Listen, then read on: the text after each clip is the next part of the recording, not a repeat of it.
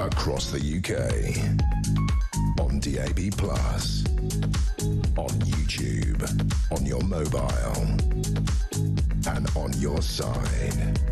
This is Talk.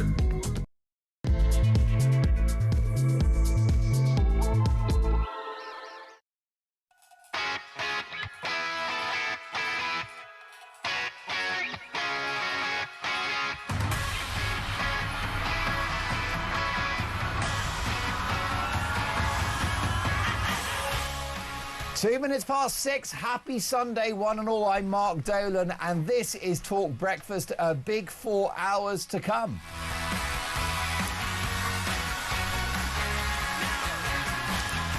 Starmer on the brink, according to the Mail on Sunday. The Prime Minister has been rocked by a new Andy Burnham coup plot. Just how long has the PM got? Christmas is coming. Is his goose already cooked? Sunday Express, Soft Touch UK offers illegal migrants business support. And Ed Miliband's net zero plan goes up in smoke. That is the topic of today's Dolan's Dispatch. Net zero, socialism in disguise. Today's Dolan's Dispatch might get me cancelled. Good. Now, my priority for the next 4 hours is to get your opinions on the national radio and television airwaves. My phone number is 03444991000. Tommy is taking your calls, so book your place on the show right now. Text the word TALK and your message to 87222, or if you're busy, and lots of you are getting ready for a big Sunday, then drop me a voice note. Phil Dave is our executive producer today, and we're going to prioritise, are we not, Phil, the voice notes, because it's all about your feedback. Now, of course, we are The Wireless. We're delighted that you're listening on DAB+, in-app and online, but you can also watch the show. Just head to YouTube, put the word TALK in the search box, and up we pop, and as the saying goes, let's talk.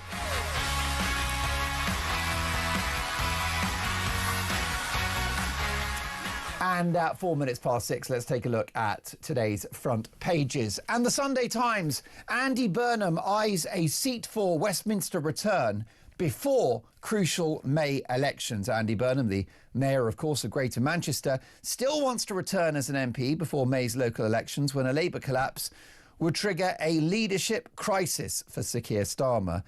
The mayor is understood to have identified a seat after meetings with MPs and is already canvassing support for a leadership challenge, according to sources. One said that there were a number of potential options open to him. He's identified one seat, which he's, and I quote, nailed on. That's by this whole piece by Caroline Wheeler, who is the Sunday Times political editor. She knows her onions. And I don't know how the people of Greater Manchester feel that rather than focusing on being the mayor of that fabulous region, he's focused more on getting into number 10. What does it mean for Sir Keir Starmer? Well, I think it's clear that his days are numbered. By the way, only one thought on that. They're talking about Andy Burnham eyeing a safe seat. Is there such a thing as a safe Labour seat? I don't think so. Over 100,000 follow King's call to action. Tens of thousands of people have followed King Charles's advice to check their eligibility for cancer screening after his heartfelt speech on Friday about his diagnosis. The problem you got right, and I'm so happy that the King is in good shape and that he's been able to scale back his cancer treatment, because it means he'll have an even more proactive and busy 2026. It is a blessing. It's wonderful news for the country. But with his message of go to the NHS and get tested, well, good luck with that, because I think you'll find half the NHS are on strike. Meghan gives up hope of fixing rift with father. The Duchess of Sussex, which, by the way, I resent calling her the Duchess of Sussex. She isn't. I'm going to demote her. I'm just going to call her Meghan Markle. Meghan Markle has no plans to see her father, who is recovering in hospital from a leg amputation, and has given up hope of ever reconciling with him. Well, I don't know about giving up hope. It's not a question of hope. He wants to see her. And she has unlimited money, so she could get on an airplane. She loves a private jet, and she could fly to the Philippines, where this man is fighting for his life, and therefore she wouldn't have to give up hope, because he wants to see her.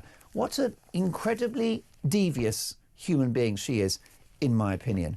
The Sunday Times, Tories will ditch ban on petrol cars. Well, this ties in with today's Dolan's dispatch, which might get me cancelled. Good. And it's about net zero, which is a Trojan horse for socialism, just like the lockdowns were a Trojan horse for socialism, just like the welfare state, which was supposed to be a safety net, is now a lifestyle choice. Trojan horse for socialism. Well, the worst example is net zero. Even Margaret Thatcher called it out all those years ago, long before the madness of net zero had hatched. Kemi Badenoch has said that the Tories will ditch the 2030 ban on the sale of new petrol and diesel cars if the party wins the next election. Now, my thoughts about the Tories are they're making some good noise. Kemi Badenoch was fantastic at the dispatch box in response to Rachel Reeves's horrific second budget, the difficult second album. She was very good at the dispatch box. She's better at PMQs, and she's announced some good policies, including scrapping stamp duty, almost £50 billion worth of savings in the public sector, and now allowing us to buy a petrol and diesel car, which these days are so much cleaner. I think it's all great. My only issue, and my question to you this morning, is it too little too late from the Tories? 0344 499 1000. Do they even have a glimmer of hope at the next election? Let me know your thoughts.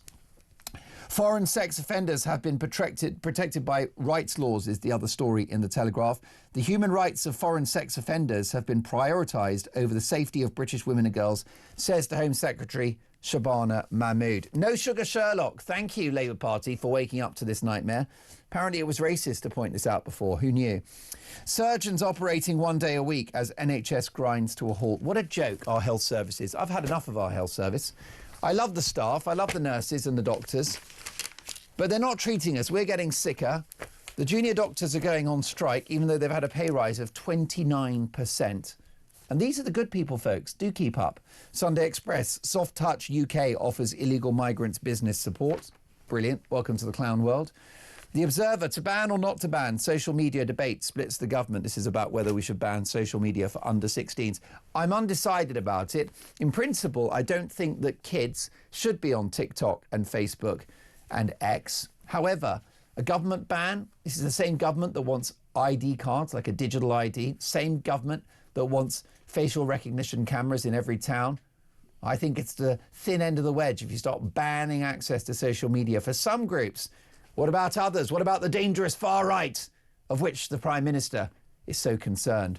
Sunday Mirror, exclusive landmark reform, no place to hide for sex offenders. The Sun on Sunday, cop smear probe rage. Giuffre family, fury as Met clear Andy. This is not justice. Virginia Giuffre's family hit out after police dropped a probe into Andrew Mountbatten Windsor, saying justice has not been served. And last but not least, a Daily Star Sunday, unlikeliest showbiz exclusive of the year. Jezza, I'm a sex symbol.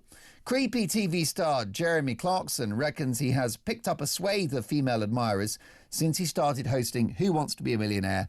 Of course, you have Jezza. I will say one thing. You can describe Jeremy Clarkson in as many ways as you like. He's not creepy, is he? He's charismatic, he's funny, he's incredibly clever. I mean, I think he's the greatest broadcaster in the country. Actually, I correct myself, because the owner of that title is Duncan Barks, who at 6:10 in the morning joins me now. Good morning, Duncan. Morning. The only thing you don't have, because you've got so much of the Clarkson qualities. Right. You're articulate. Maybe. You're incredibly witty. You've got presence. You're commanding on air. I don't have a beer company. You haven't got a beer. You haven't got Hawkston. No, I don't have a farm either. You don't know. And what you're lacking is a hoe. A what? A hoe. What do you mean? Well, you don't have it. You came in here this morning with no hoe. Okay. Well, do you know what a hoe is? No, that's why I'm looking puzzled. A hoe is, and I thought you were a little bit wordsmith. A hoe is a very important. I misheard you for a second. I thought you were referring to something else. Is that right? You've just come. Like, yeah, you've done an almighty. You've just come from Soho. A hoe is a very important piece of farming equipment. Right. Oh, a hoe. Yeah. Yeah. I have a hoe. Do you? In the shed. And are you going to meet her at some point? Yeah. Her name's Marcia. Well, there you go. Listen, I'm delighted to have you in the studio, Clarkson. He's a great guy. And he is. By the way, I will just say before we get to stories of the day, you look at the Media Act, talk about the Midas touch. This is a guy that started his career as a very successful sort of journalist, motoring columnist. Yeah. And then he sort of has made Top Gear interesting. Basically, isn't it? Saved it, reinvented it. Yeah. Then he gets sacked and does the Grand Tour and makes a gazillion pounds doing that, and turns his franchise, which was a UK franchise with a global appeal, into a truly global show. Millions of people watched the Grand Tour. Then he's like, okay, I'm done with that. I'm just going to have a farm and you can film that. Biggest show ever. Yeah. The guy is, and then Who Wants to Be a Millionaire? He can do no wrong. No, this is true. And his long-term friend from school and also producer of Top Gear and everything else, Andy Willman's got a book out at the moment. I've been reading it. Yeah, is it good? It's outstanding. It's on my list for Christmas. He's a very interesting guy, Willman. Interesting. He was going nowhere in his 20s. Really? Yeah, he tried to be a pop star. Right. And then is there stuff out there? Are there recordings? Well, I wish. I'm not sure actually, but the truth is that by sort of around sort of mid to late 20s, he was going nowhere, and his pal Jeremy Clarkson had got into the world of motor journalism, motoring journalism, and he said, "Well, the thing is, you're not much good at anything, but you're a funny writer. So why don't you send a suggested article to an editor friend of mine and see if you can pitch that?" So he did, and the guy said, "Yeah, I quite like that." So he got into journalism via his mate, Jeremy Clark. They were at school together. They were. Public school called Repton. They were, and what's really interesting about it, there is something, I was talking to a friend of mine a couple of months ago about the whole Top Gear thing, and then where we are with Clarkson's farm. And my mate said to me, it's like pantomime. You have those characters that all have their traits, and it is utter genius. The whole thing is genius. If you haven't had it, folks, and I always say this to my audience, which is that if there's a show which is on one of those expensive streaming platforms, right, no one I know can afford to have Netflix, Amazon Prime, Disney Plus, right? I have never in my life ever had any of those running concurrently. But what I say to my audience is, get Amazon Prime, Amazon TV Prime, get it for a month. When you know that maybe you're less busy, perhaps over Christmas. And just watch every episode of Clarkson's Farm, and then cancel the direct debit. So you just do a month. It costs you a tenner. Amazon don't mind. It's all money. Because it is the most authentic bit of broadcasting, isn't it? Brilliant. It's fantastic. And I mean, you're right. Clarkson does have the Midas touch. Yikes. And you mentioned the characters. You've got Gerald, who basically speaks in nonsensical sort of dialect. And Clarkson just stares at him. That's brilliant. You've got Caleb, who's the sort of the farmhand, who turns out is an ingenious tender of the soil. And quite a prickly character who gives Clarkson as good as he gets. He does. And the other thing that's part of this, which we didn't necessarily have with Top Gear or the Grand Tour, is he has done a massive amount for British farmers. All right, and farming, let's be honest, we've talked about this before here on Talk. I used to be an Arundel young farmer. Right, I don't come from a farming family, but I used to socialise and work on the farm during my school holidays and stuff. Farming is not glamorous, okay? And there's never really been that focus on farming and the contribution that farmers make on a daily basis to this country. Then Clarkson's Farm comes along and he makes it sexy, and all of a sudden people are going, yeah, I'm going to buy British, or I get this, and this is why this matters. So he has done a world of good for that whole sector. He really has, and you've seen that even with his vast resources and a great team around him, including Caleb, who is a genius farmer. I mean, just that guy knows the land. And then has been doing it since he was knee high to a grasshopper. But even with his resources and his millions, he's turning a profit of like £11,000 a year. With day and night, 365 days a year, and it's brutal. And he can't make money. And that will tell you everything you need to know about farming. Absolutely. And then that's against the backdrop of this current government, who are doing everything possible to make the lives of farmers almost impossible.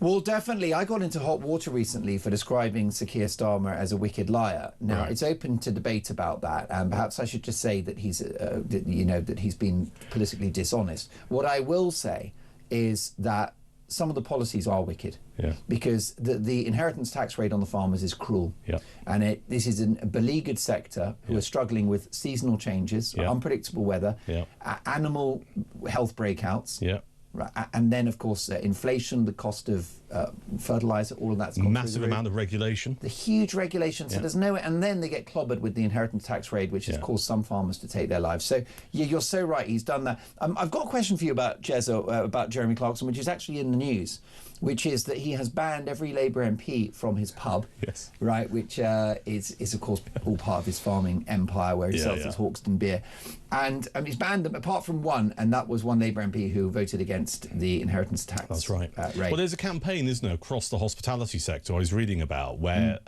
pubs and landlords are just increasing that. Last time I looked, there are 150 MPs have been banned in total, Labour MPs.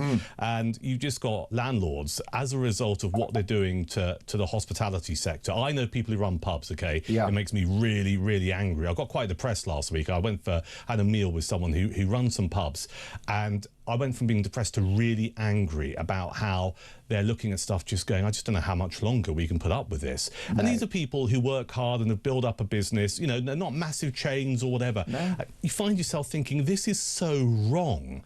And I think this campaign to say to Labour MPs, you're not welcome in here for a pint, you know, some people might go, it's a little bit pernicious and nasty. Actually, you need something like this to really hammer home the point that pubs, many pubs, are on their last legs. Yeah, some of them are making 5p a pint. Yeah, I mean, do the maths. You know, by the time they've paid their staff, and inflation, by the way, is the sort of the carbon monoxide of economic forces, because it's just quietly there, just chipping away at every business, making life a misery for customers and businesses alike.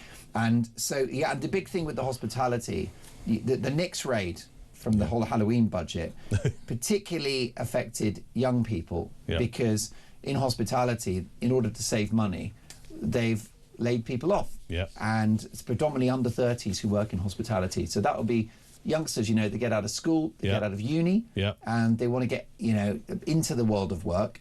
Working in a pub, pulling pints, or being a waiter, or any of those things is a great entry-level job, which has now been closed off to them. It's been made worse this year with the increase in minimum wage, which is going to disproportionately affect young workers. Yeah, and the other thing coming down the tracks is the Employment Rights Bill, right, which was Angela Rayner's kind of masterpiece, which, again, is going to make it tougher if you are an employer to be blunt, get rid of people who actually can't do the job. So you have this, what is it, a triple whammy? You've got the minimum wage increase, you've got the increase in employers' national insurance contributions, you then got the Employment Rights Bill that's still going through Parliament at the moment. It goes back and forth at the moment between the House of Commons and the House of Lords.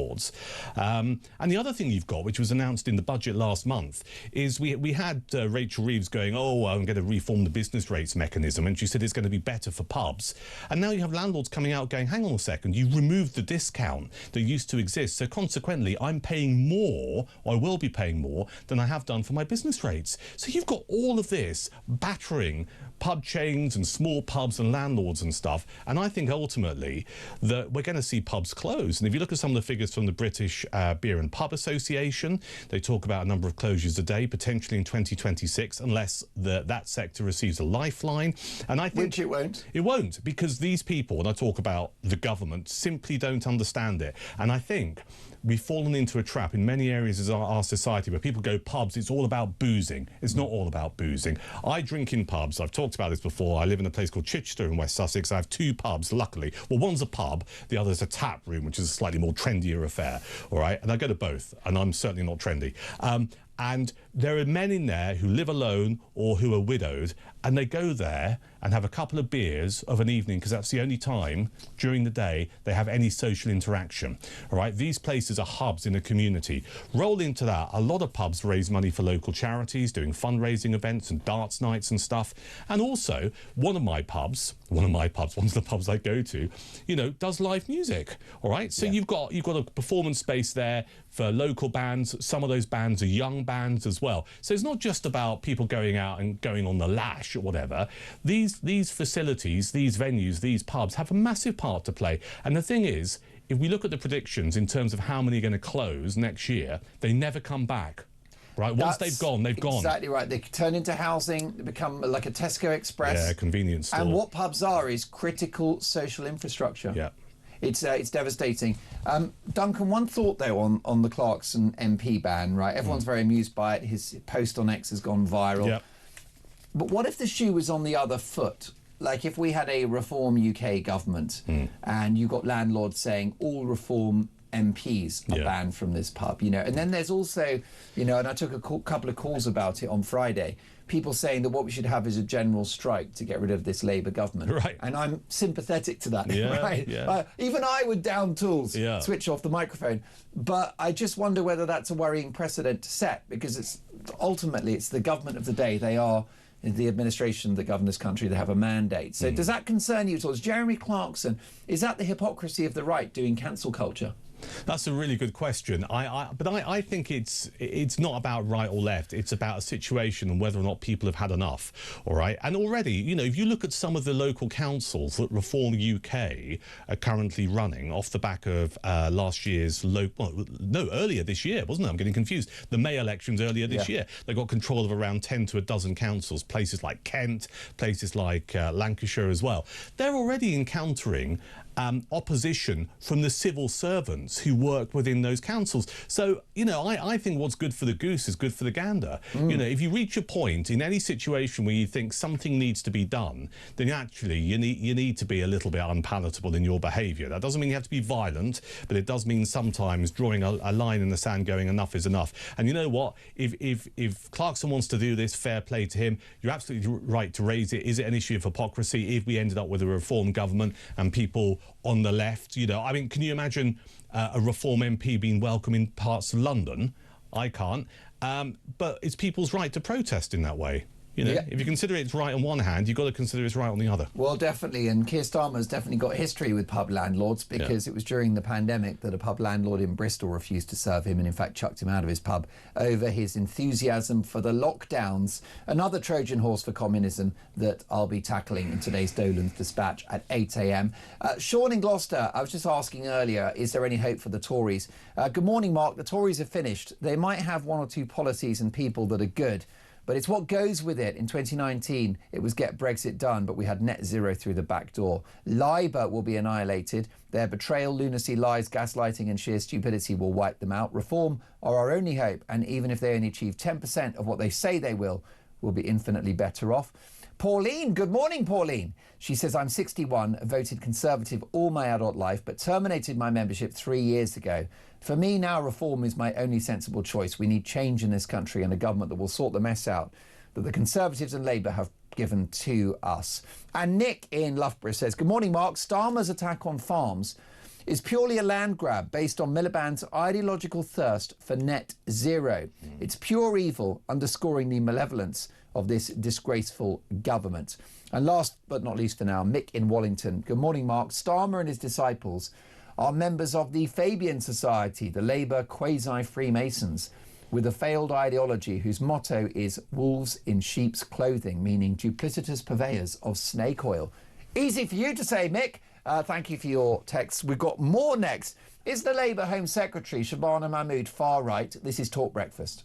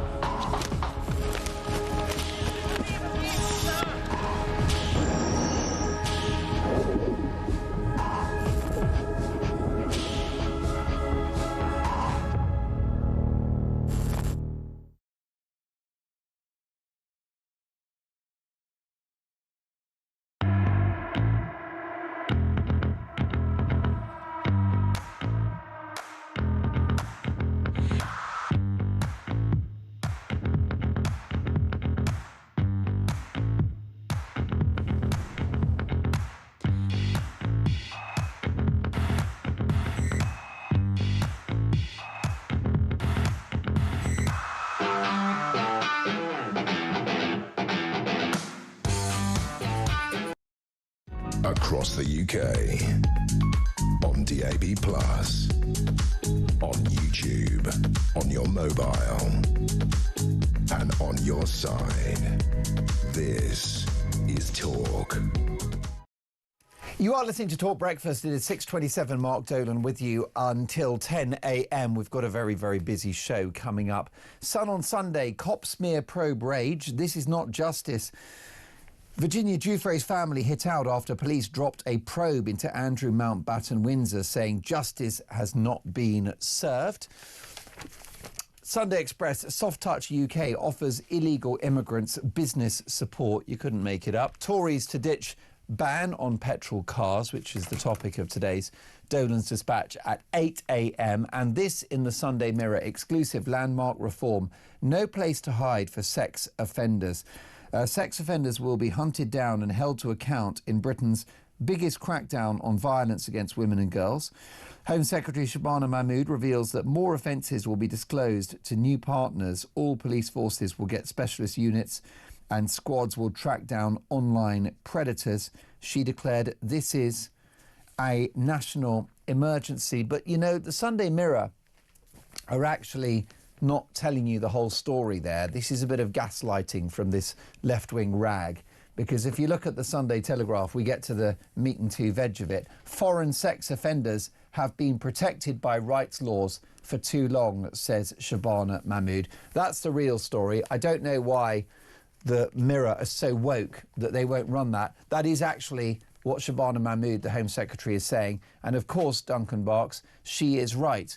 The ethnicity of some of these crimes is an aggravating factor, particularly the grooming gangs. Yeah, people have a right to know. It's really simple. I mean, this debate's been running for a while, hasn't it? Is the ethnicity relevant? Of course it is, particularly if it's regarding people who have come to this country illegally. We should have this information that's out there. We need to know the ethnicity for all kinds of reasons. We need to try and understand if someone comes from a different culture, why they think behaving in such a way is acceptable. And to be blunt, we need to put stuff in place to stop it never happening again. Most definitely. And you mentioned illegal immigration is exactly right. But if there are also Brits who are of ethnic origin, who are disproportionately represented by certain crimes, I think we need to focus on that too, because I'll tell you for why.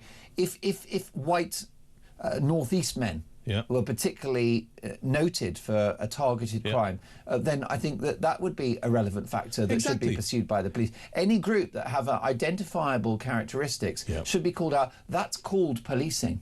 Yeah, policing which is fair and across the board, right? And somehow we fell into this trap, and I think again, and I've often said this, it was under New Labour and Tony Blair, which is, oh, actually, no, we really shouldn't highlight if it's from a particular part of the country or a particular part of the community because it might be deemed as racist or it might upset anyone. No, you know, when it comes to policing, you need to have all of the information out there. It needs to be completely transparent, and you need to look at any trends.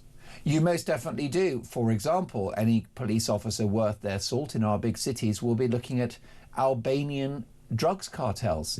It's my understanding, speaking to some very senior police officers, that Albanians now dominate most of the big drug markets in our country. So let's go and find some Albanians. I don't care. Cancel me. If it's dominated by this quota of individuals, and I don't care about, like I said, it could just be like London Cockneys. Well, let's pick it over, because the counter-argument surely is, well, that demonises all Albanians. Isn't that the counter-argument that we hear? So therefore we shouldn't go down that road. And I just say, but if it means that you've got Albanians who are behaving perfectly legally, then they've got nothing to worry about. But if you've got Albanians running drug trades or county lines or whatever, you need to find out where they are and come down hard on them. Well, yes, it's a community and it's a network within our country that is criminal and which is hurting this country and hurting the people of it, and is a threat. And the issue you've got, I mean, the grooming gangs is the test case for this, because those crimes were allowed to happen because of a protection of this community for fear of being called racist. That's how and why these girls were attacked so readily and over such a long period of time. And it, by the way, is ongoing. And it comes from the left of politics, right, which is this mindset which is, well, we can't investigate too much because it might upset certain communities and increase tensions or whatever. But then there's hypocrisy at play, because the left have no issue with, for example, talking about people who might support Reform UK or be Reform UK members. Go, oh well, they're all racist, right? So you know, it's blatant hypocrisy. You can't just say, well, we can't talk about one group of people like this, but then talk about another group of people in a certain way. And I think anyone watching or listening to Talk this morning, particularly when it comes to crime, would have no issue with knowing all of the information about a group of perpetrators. And if there is a trend, if it happens to be people from Albania overtly involved in illegal drugs in this country, then we need to know that. We most definitely do. What do you make of the politics of this? So I'll give you the whole story. The human rights of foreign sex offenders have been prioritised over the safety of British women and girls, says the Home Secretary. She's pledged to strip foreign sex offenders of refugee protections and make their deportations easier under sweeping reforms to human rights laws. This follows her decision to crack down on indefinite leave to remain.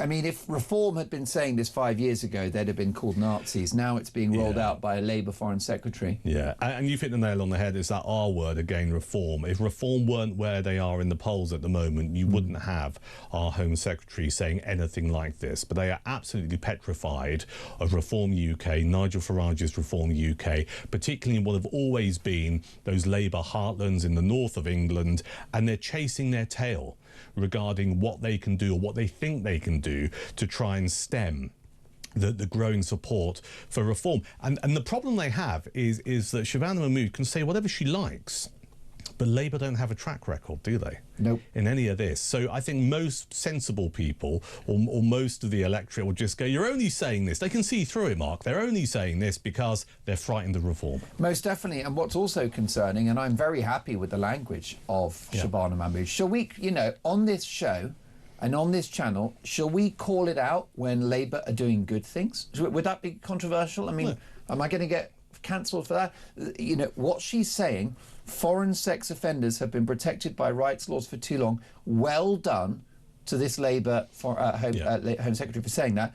But the problem you've got is her party and the MPs that sat behind her will hate this and they'll consider her to be far right, and they'll never elect her as leader. How did we end up in a situation where you look at this, it is utter common sense.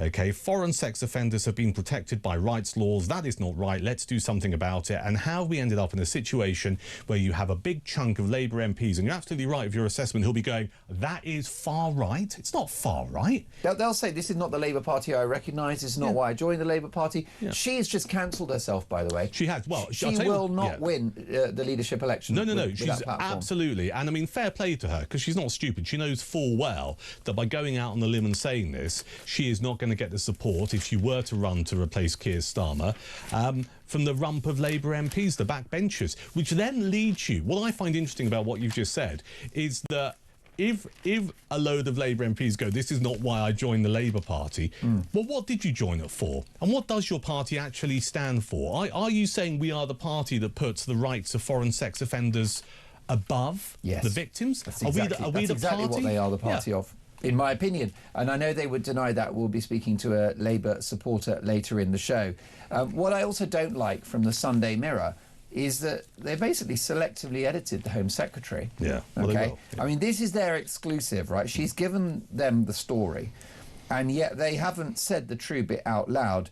The front page is just all about tackling sex offenders, with no mention of the fact that folk of a certain ethnic background are disproportionately represented, or that foreign criminals have been getting away with these crimes for too long. What's your praise of the Mirror for not even going there? It's the Mirror. You know, the Mirror wouldn't do anything else, would they? As you called it, I don't want to misquote you. Did you call it a leftish rag earlier? I can't remember. Yeah, but I'll take that. That's actually better than what I came up with. But so it is. The Mirror has a track record. It thinks it knows who its readership is, and consequently won't go down the route of talking about the ethnicity. So they actually report it in a certain way.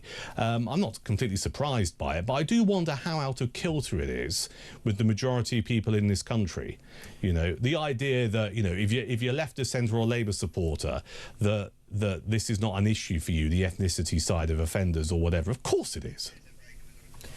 Does Labour care more about foreigners than us Brits? 0344 499 1000. Your call's next. This is Talk Breakfast.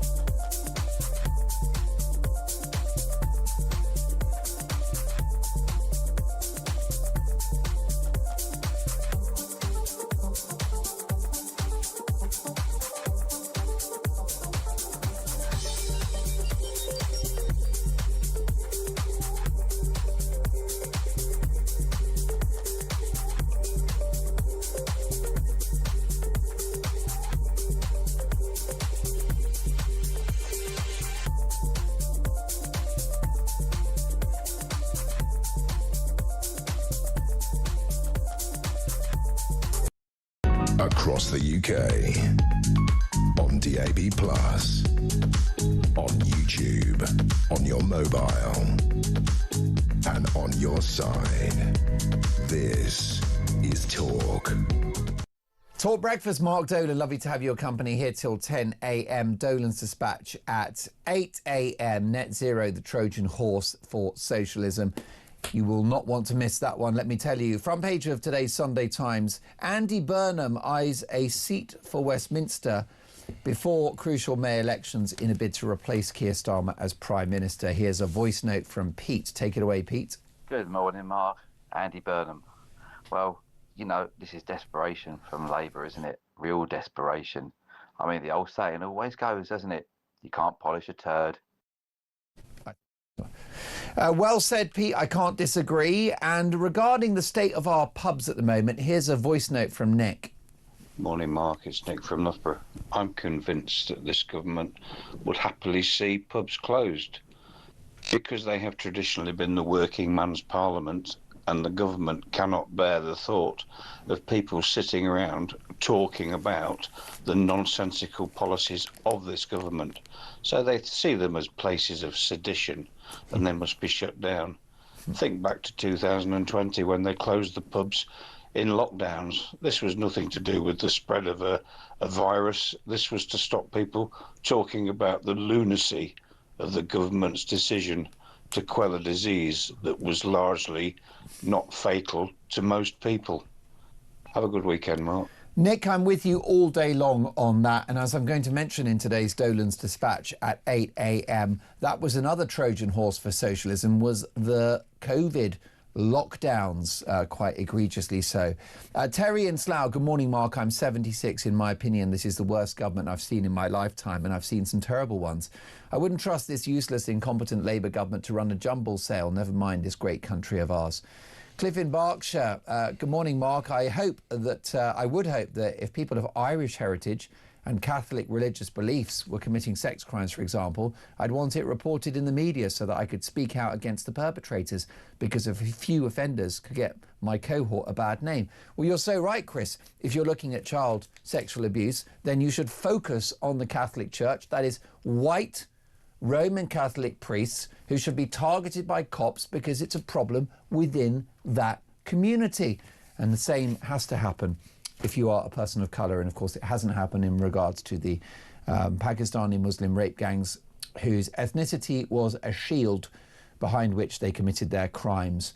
Steve is in Leeds in West Yorkshire. Top of the morning, Steve. Welcome to Talk Breakfast. Good morning, Mark. How are you? Very well. First call of the day. How are things in beautiful West Yorkshire? A bit chilly, but that's the weather we are. There's a nip in the air at the moment. Is it dry? Yeah, it is, yeah, dry. You're just waiting for the sun to make an appearance at some point. So what's on your mind? I want you to vent, Steve. Come on. It was just quickly about these sex offences. Yeah. Right? So what I don't understand, and nobody's ever explained to me, is we know that certain cultures from around the world have a different attitude towards women and girls. Correct. And when people come to this country legally or illegally, nobody sits them down and says, look, we don't have FGM here. We don't have honour killings.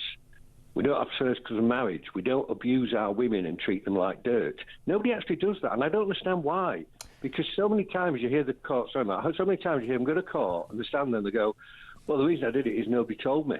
Well, why don't we tell them? It seems common sense to me. Well, I think it is common sense, and I think you're right, Steve. There is some evidence that local authorities and charity groups have issued leaflets saying, you know, don't stare at women, and if she's wearing a short skirt, it doesn't mean she fancies you. But it's very chilling, Steve, that we're letting people into this country that need such a leaflet. Well, the other thing, you don't need it, Steve-o. No, the other thing, Mark, and this is important, when I was young and children were being knocked down by cars, the government had an advertising campaign on the telly about the Green Cross Code Man, right? Yep. Well, we live in a world of social media, and the government was quick to send adverts on social media about the pandemic, telling us all what to do. So why don't they have a social media campaign, especially in those areas where the rape gangs operated, telling people visually, this is not acceptable, putting leaflets up on lampposts, really, in the modern world? What we need to do is have campaigns across the country, a televised campaign telling people how you should act towards women, and then everybody's got no excuse for acting in a bad way. Well, that's a fair point. I mean, are you not closing the stable door after the horse has bolted with that one, though? I mean, I think, Steve, there's a lot of people listening to this that will just think, well, forget the leaflets, forget the social media campaign. They shouldn't be here if they think these things. Well, they shouldn't. There shouldn't be, unless you're going to deport, 10 million people. Yeah. Because there's a lot of people in this country whose political or religious views are towards women, gays, or whatever, are an anathema to the British culture. But we've let them come here, settle here, have children, and now we've got these pockets of ethnicity. Well, if you look at Tower Hamlets, Tower Hamlets had a fun run and said no women or girls over 12. What does that tell you about the culture in that part of the world? And that's wrong. Steve, so stay with me, because this is a really, really important contribution you're making, right? So stay on the line, because really, Duncan Box, Steve is living in the real world here. Yeah. This is not the fantasy politics that you're just going to ship these people overseas. Yeah. Many of them are now second-generation Brits, born here. You're not going to deport 10 million people. So Steve's suggestion is, living in the real world like that, do we re-educate these communities? I don't know how you do it. The Tower Hamlets example, Steve, that you gave is bang on the money. I mean, why are we allowing a local authority or an organisation to actually set that rule, right? Someone should turn around and just go, that's not how it works in this country. And then gets us into the whole area. It's about integration, isn't it?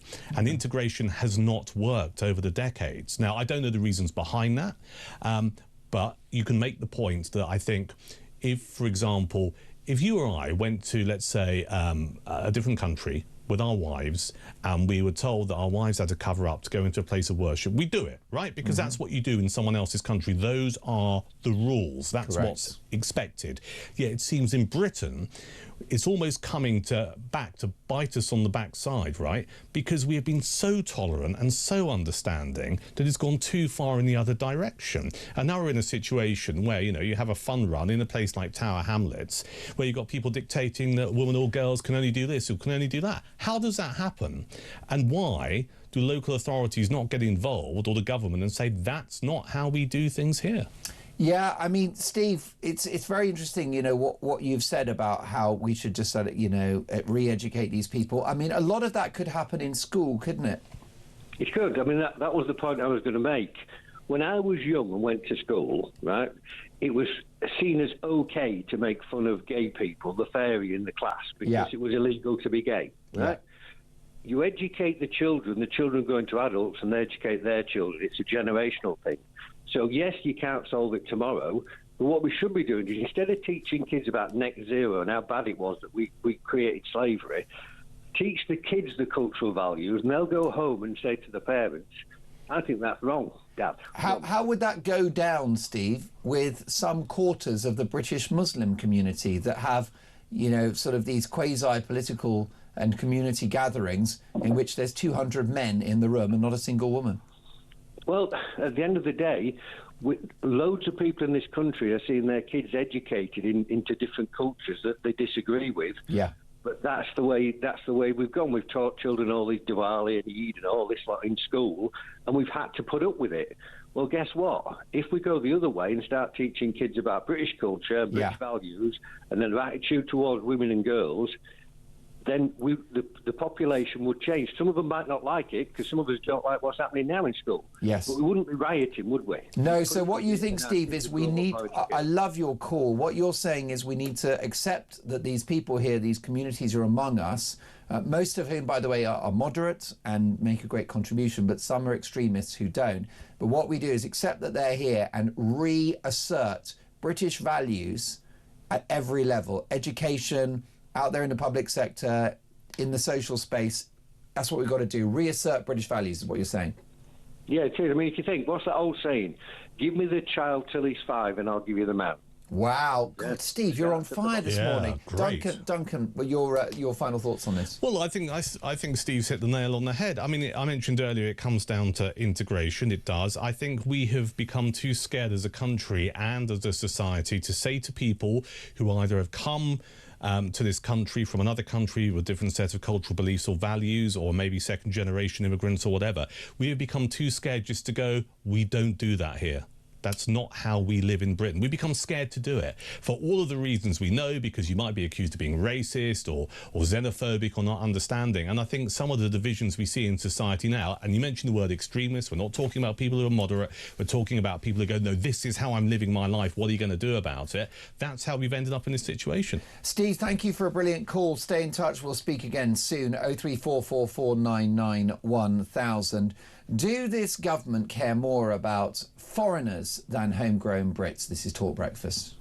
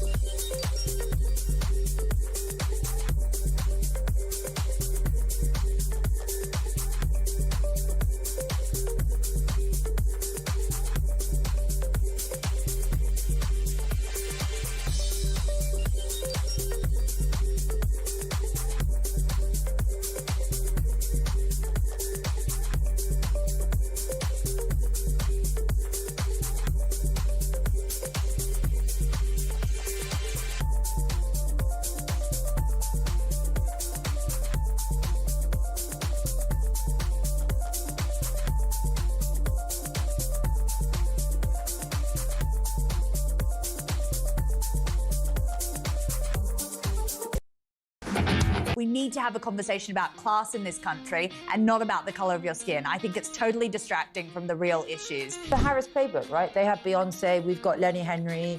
Little Lily would rather have a lip smacker's lip gloss from aisle 3 of Target than a freaking whatever that ball roller was that Megan was so proud of herself. We've become such a soft touch that our system is so easy to kind of work around and take advantage of. Girl, you might be able to earn some money quickly, but no one's going to marry you. Yeah.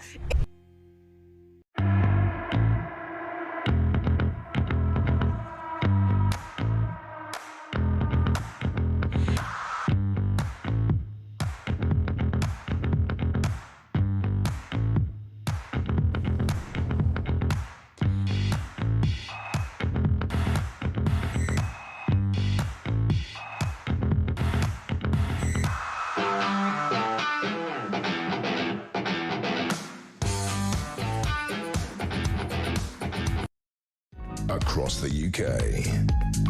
On DAB+, on YouTube, on your mobile, and on your side. This is Talk. Terry in Slough. Good morning, Mark. I'm 76. In my opinion, this is the worst government I've seen in my lifetime, and I've seen some terrible ones. I wouldn't trust this useless, incompetent Labour government to run a jumble sale, let alone this great country of ours. That is Terry in Slough. Some more feedback. Jan in Newcastle. Good morning, Jan. How are you up there in the north east? Thank you for listening to the show. She says, I hate this government and I totally hate their policies, but they just don't see it, and that's a big worry for me. Also, in interviews, they just seem to get away with regurgitating their lies without deeper scrutiny. They are dictators and anti-democratic. Don't get me started about PMQs. He never answers a question, ever. The Speaker should stop this, but he won't. Tower Hamlets happened because of the awful Mayor of London. Gillian in Essex. Also, the banning of Israeli football fans. They were allowed to get away with it. Margaret in Yorkshire. When people come to the UK to live, they should not try and change our traditions. If they don't like our ways, do not come here. No, there is no such thing as a moderate Muslim. Dolan, wake up. Good morning, Mark, says Roaring Lion. The hit series Auf Wiedersehen Pet had it right in their opening titles with Gary the Brickies. Backdrop to Labour isn't working back in 1983. And Sean in Gloucester, hi Mark, those people, like most people, I don't care where someone is from, but if they're coming here to live as a Brit, if they don't want to do that, just go somewhere else. There you go. There you go. Well, listen, of course, it would be argued that the vast majority of British Muslims in this country are moderate, make a big contribution to our public sector, to the private sector, and much beyond, friends and neighbours alike. There is definitely an issue, though, with the sharp end of the British Muslim community, and that would be those who support Islam, of whom there are, Islamism, of whom there are too many. Yes, Can I make a point on something that was sent in by one of our listeners? The idea about Labour don't get it. I think there's an element that they don't get it, but also they think we're stupid, right? Because there's a story in today's Mail on Sunday, and it's a Labour MP who was talking about how the government's hard work is paying off and stopping small boats, right? And then yesterday we hear that 600 new migrants have crossed the channel on a load of dinghies and inflatables. And this particular Labour MP is Tristan Osborne, MP for Chatham and Aylesford in Kent, all right? And it's just like, no. The reason that they weren't crossing was because the weather has been so appalling for the last 3 to 4 weeks. It's 100%. got nothing to do with government policy. They're taking us for fools. It's like, oh no, our policies are working. It's like, mate, it's because the weather was so bad you couldn't get a dinghy in the water.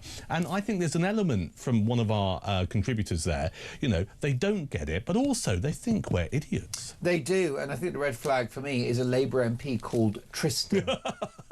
Welcome to the modern Labour Party. You know, party of working people, do me a favour. You know, all of the policies that they support, you know, the kind of very relaxed border control, legal, safe routes, all that stuff, net zero, it's all very middle class. You know, the idea there are 100 genders is working class Labour voters hate all that rubbish. And they won't have it. Why? Because they've got common sense, unlike those who govern us. Maureen in Stamford. Good morning, Mark. On the issue of pubs closing down, I can't help wondering if it's anything to do with Starmer kowtowing to certain ethnicities. I can't help it. I've become a complete conspiracy theorist. Successive governments have driven me to this. I do not trust any of them. All my hopes are pinned on reform to save our culture, but fear it may be too late for them to salvage anything. That's Maureen in Stamford. What do you think about this story in the Sunday Times, Duncan?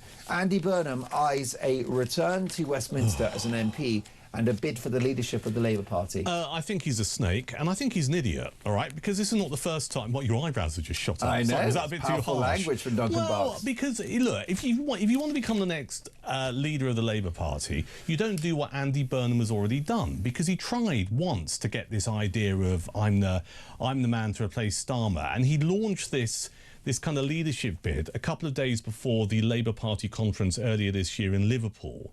Yeah, and then people called him out on it, because if you're going to do that, you don't do it ahead of your big bun fight when the party's supposed to come together and show unity. Then he was caught out because he was going, oh no, this is all speculation, it's nothing to do with me. He gave an interview to the Daily Telegraph. He gave an interview to the New Statesman magazine. Criticising the government. Exactly, and it's just like, mate, you're an idiot. But also, at the time, your eyebrows are gone. I tell you what, you're dropping some truth bombs this morning. But, you know, this so-called King of the North, I just think if you're going to be... If you want to be sympathetic to the Labour Party, and let's put yourself in the let's try and put ourselves in the shoes of the Labour Party at the moment. The last thing you need is Andy Burnham spouting off again, or his so-called allies just going, well, you know, we're going to look for a seat where he can stand in a by-election, then he can be in the running for Labour leader. You don't need this stuff going on. And I'm using quite harsh language because I'm really angry about this. Because whilst all of this is going on, and then you've got Wes Streeting, the Health Secretary, and Angela Rayner, who's a Deputy Prime Minister, you know, slugging it out. There's a load of stuff in the papers today that Angie, as she's known, her boyfriend Sam Tarry doesn't like Wes Streeting, will do anything to stop Wes becoming leader, and all of this. It's pathetic. Our country is falling apart. While Rome burns. Do you see what I mean? That's why I get angry about it. All of these people who think they can do a better job than Starmer, right, the one thing they all have in common is this socialist DNA that is ripping our country apart. I think it is, and it's just a game to them. It is a game. It's not about our lives, and I think this is why it's a great myth that the left are like the caring, sharing, good people. I'm not having it. Yeah, the right get things wrong as well, but I don't know how these lefties have managed to appropriate the idea that we are the good people, and they've certainly given up the idea that they're the grown-ups in the room that will somehow, you know, stabilise the economy. Good luck with that. Quick one on Angela Rayner. Yes. Ginger Growler's not happy about scrapping. My eyebrows have just gone up. Yeah. Back to your hoe, by the way. Am I going to see your hoe at some point? Yeah. Show me a photograph. I want to ask you about Angela Rayner because she is she's pushing back on the idea of scrapping jury trials. All right, and this is picking a fight with the administration. She's got her eye on the big prize, hasn't she? Oh, without question. I heard a delicious piece of gossip a couple of weeks ago from a Labour insider. Do you want me to share it with you? Oh, absolutely. It's not libelous. It's quite interesting. So I was chatting to them, and I was going, what's going to happen to Rayner? And they're like, she's got a book coming out. It's a ghost-written book, apparently, about her life today, because she needs to make a stack of cash to pay off all the stamp duty stuff. She's booked in for literary tours around the United Kingdom. She won't be doing anything until September of next year. There you go. Duncan Barks, thank you so much. Keep it talk. More to come.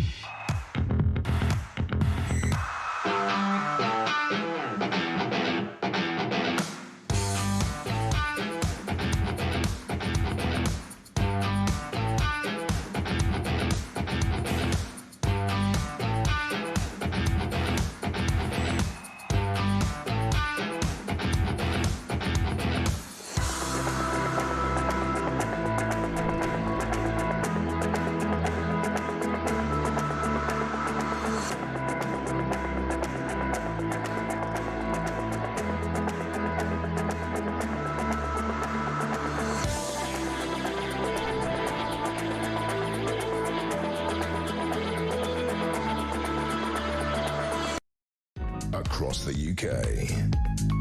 On DAB+, on YouTube, on your mobile, and on your side. This is Talk.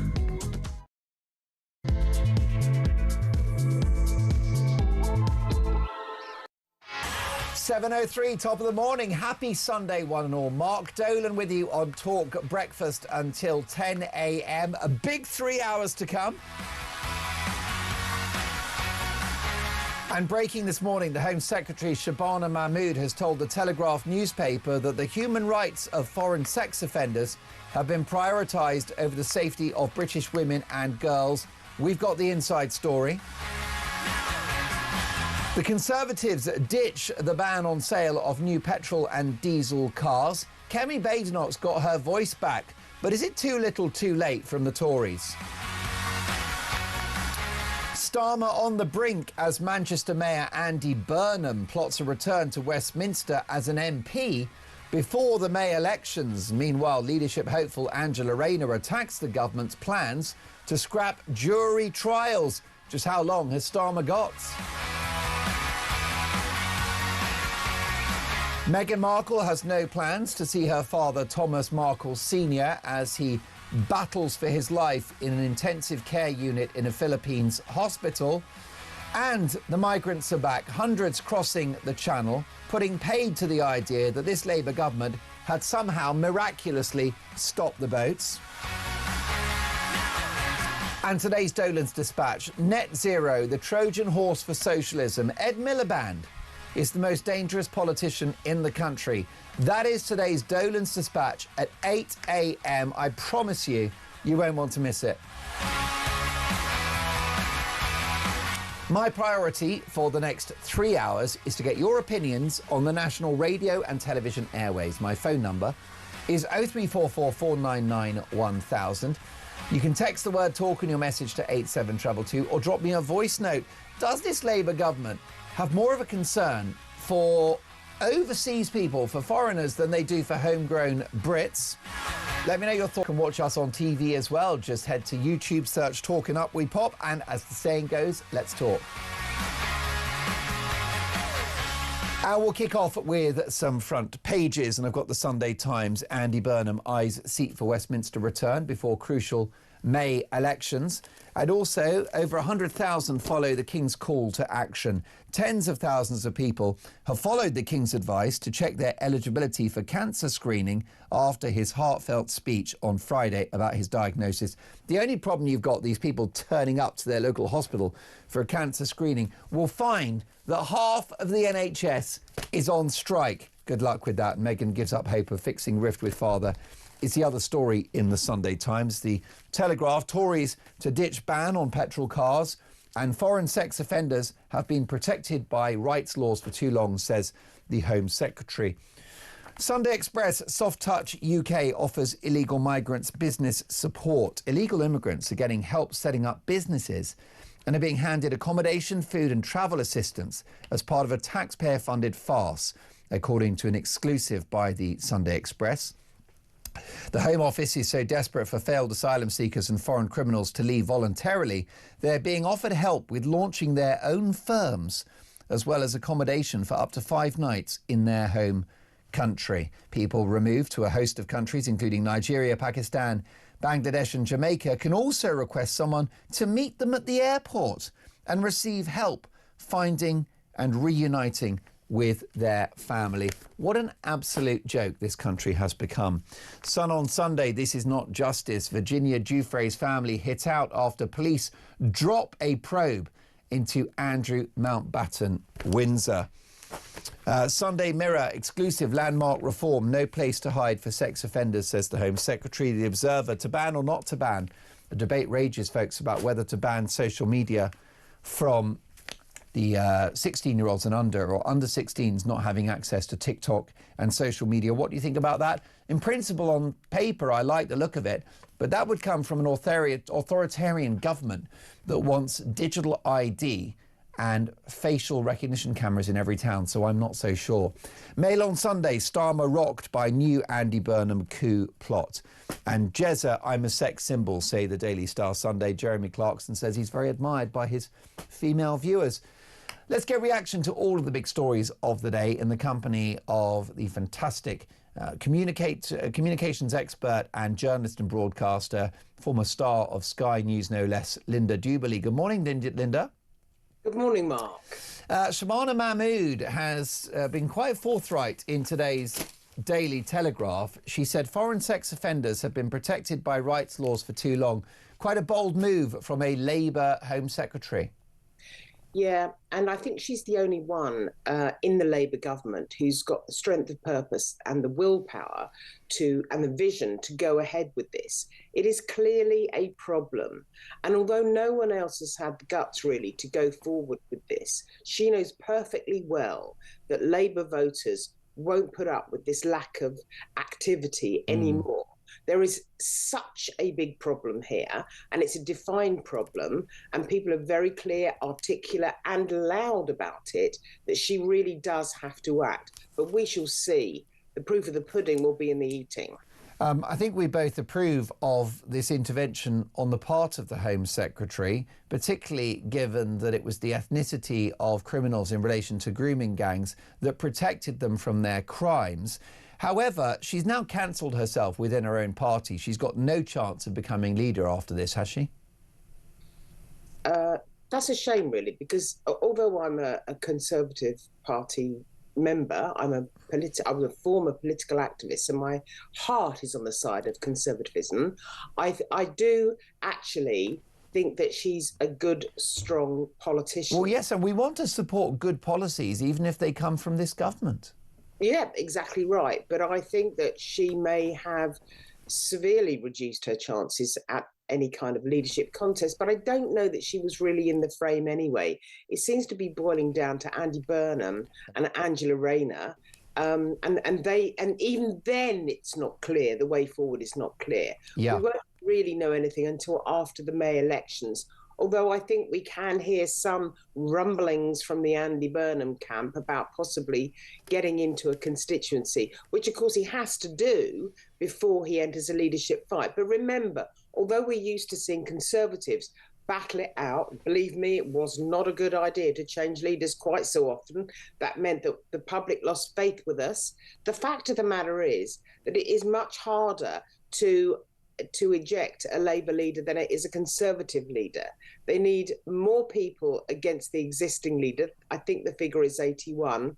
But there is also the question of the unions backing as for certain politicians. And I think that we saw last week with Unite teetering on the brink over their relationship with the Labour Party. That will be a factor, but it hasn't in fact happened yet. No, and any replacement of Sir Keir Starmer will be to the left of him politically, will they not? It's going to be an Angela Rayner. It's going to be an Andy Burnham who's talked about wealth taxes and other such, measures that actually contradict his previous position as a Blairite. So the party will shift left under new leadership, will it not? Almost certainly. And that's the real problem, because in order for Keir Starmer to get elected, he had to start appealing to the city, to the corporate world, to the finance sector. And he had to push the party that way. Well, not push the party that way, but he himself had to, and Rachel Reeves, had to start these conversations going, which meant that they did not appear to be as socialist as they in fact are. So he won, he got in, it's a big majority. Mind you, it's a mile wide and an inch deep, but he got in. Then he is faced with a problem, as we know, with his backbenchers, because they didn't buy into the same ideology. They hold seats where they got very small majorities, some of them, and some of them in areas where there are a strong Gaza contingent. There are several independent Gaza MPs, and they are at the other end of this debate. It makes life very, very difficult for him. But it's important to remember it also makes life difficult for anyone who would replace him. although the left wing of the party might be happier with that person, there's no saying that, in fact, it's unlikely that the city, the finance sector, would be happy with that at all. And it seems that the Home Secretary, with these remarks about how foreign sex offenders have been protected by rights laws for too long, which is provably true, she doesn't speak for her own party. She does speak for the majority of the country. If you look at the Sunday Express, what about this story, Linda? Soft Touch UK offers illegal migrants business support for them to leave the country. You couldn't make it up, could you?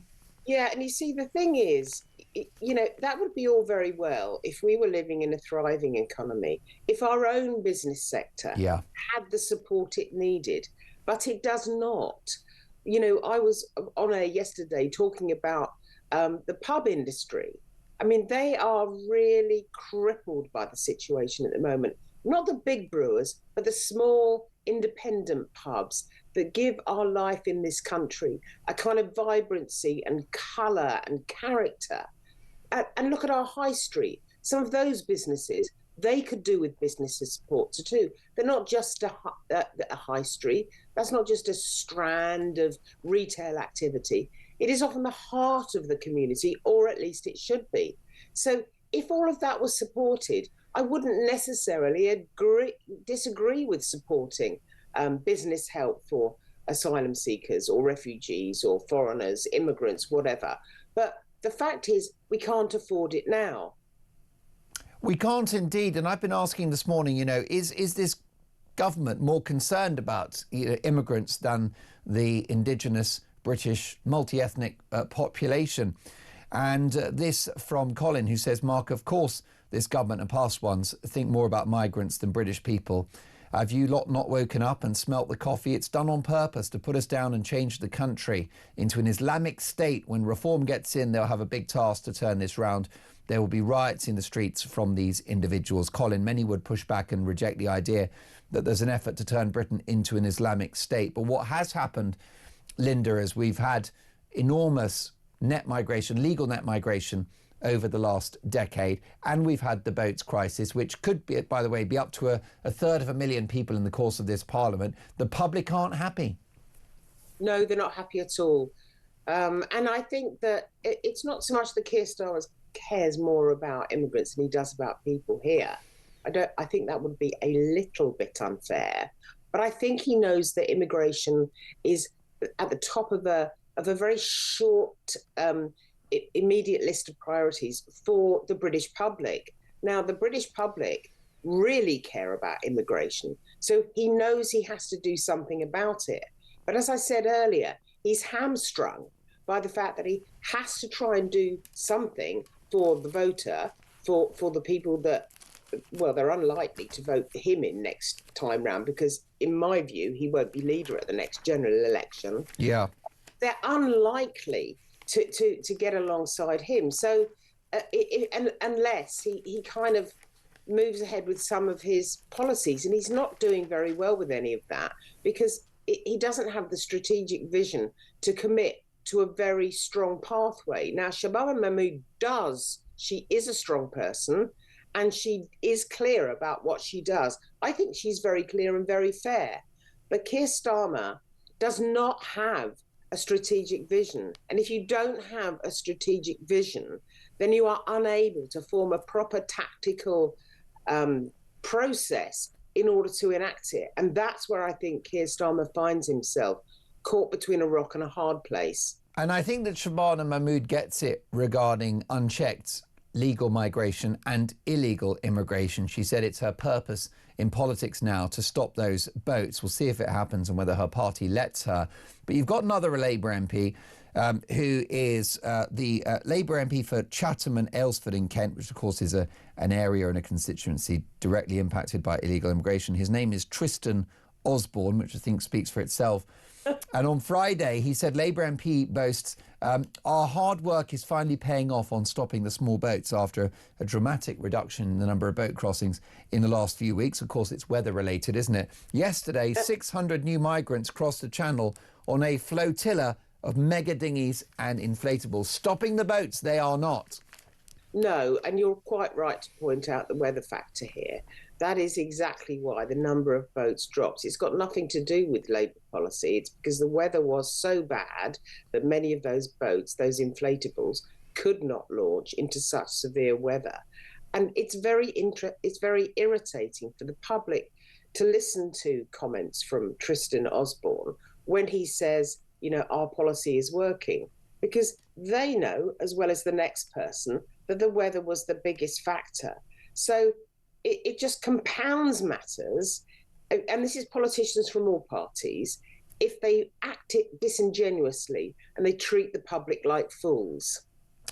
Most definitely. Maggie says, good morning, Mark. I agree with your guest, Duncan, that Andy Burnham is a snake and as fake as they come. I think he's one of the biggest bandwagon jumpers going. And this from Mr. B in Woodchurch. Good morning, Mark. I think we should run a driving license style system to those invited to stay. We have a contract with them. They know clearly in advance what our values are before accepting our hospitality. Max in Somerset. Good morning, Mark. I'll be a reform voter to save the UK, but most of my friends and family believe the rubbish spouted by the BBC and leftist news outlets because they've been brainwashed to be fearful that the right are extremists. They're not stupid people, and I can't believe that they're falling for the left's claptrap. Thank you for that, Max.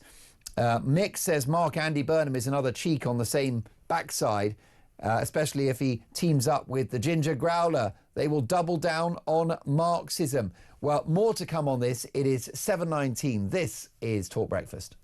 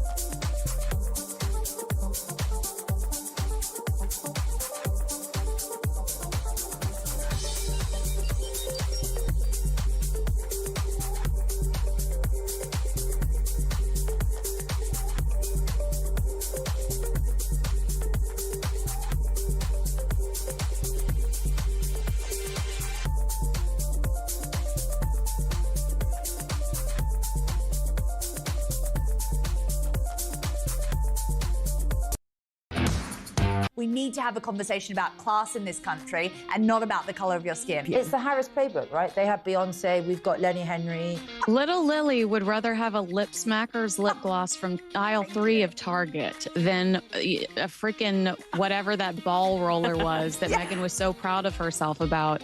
We've become such a soft touch that our system is so easy to kind of work around and take advantage of. Girl, you might be able to earn some money quickly, but no one's going to marry you. Yeah.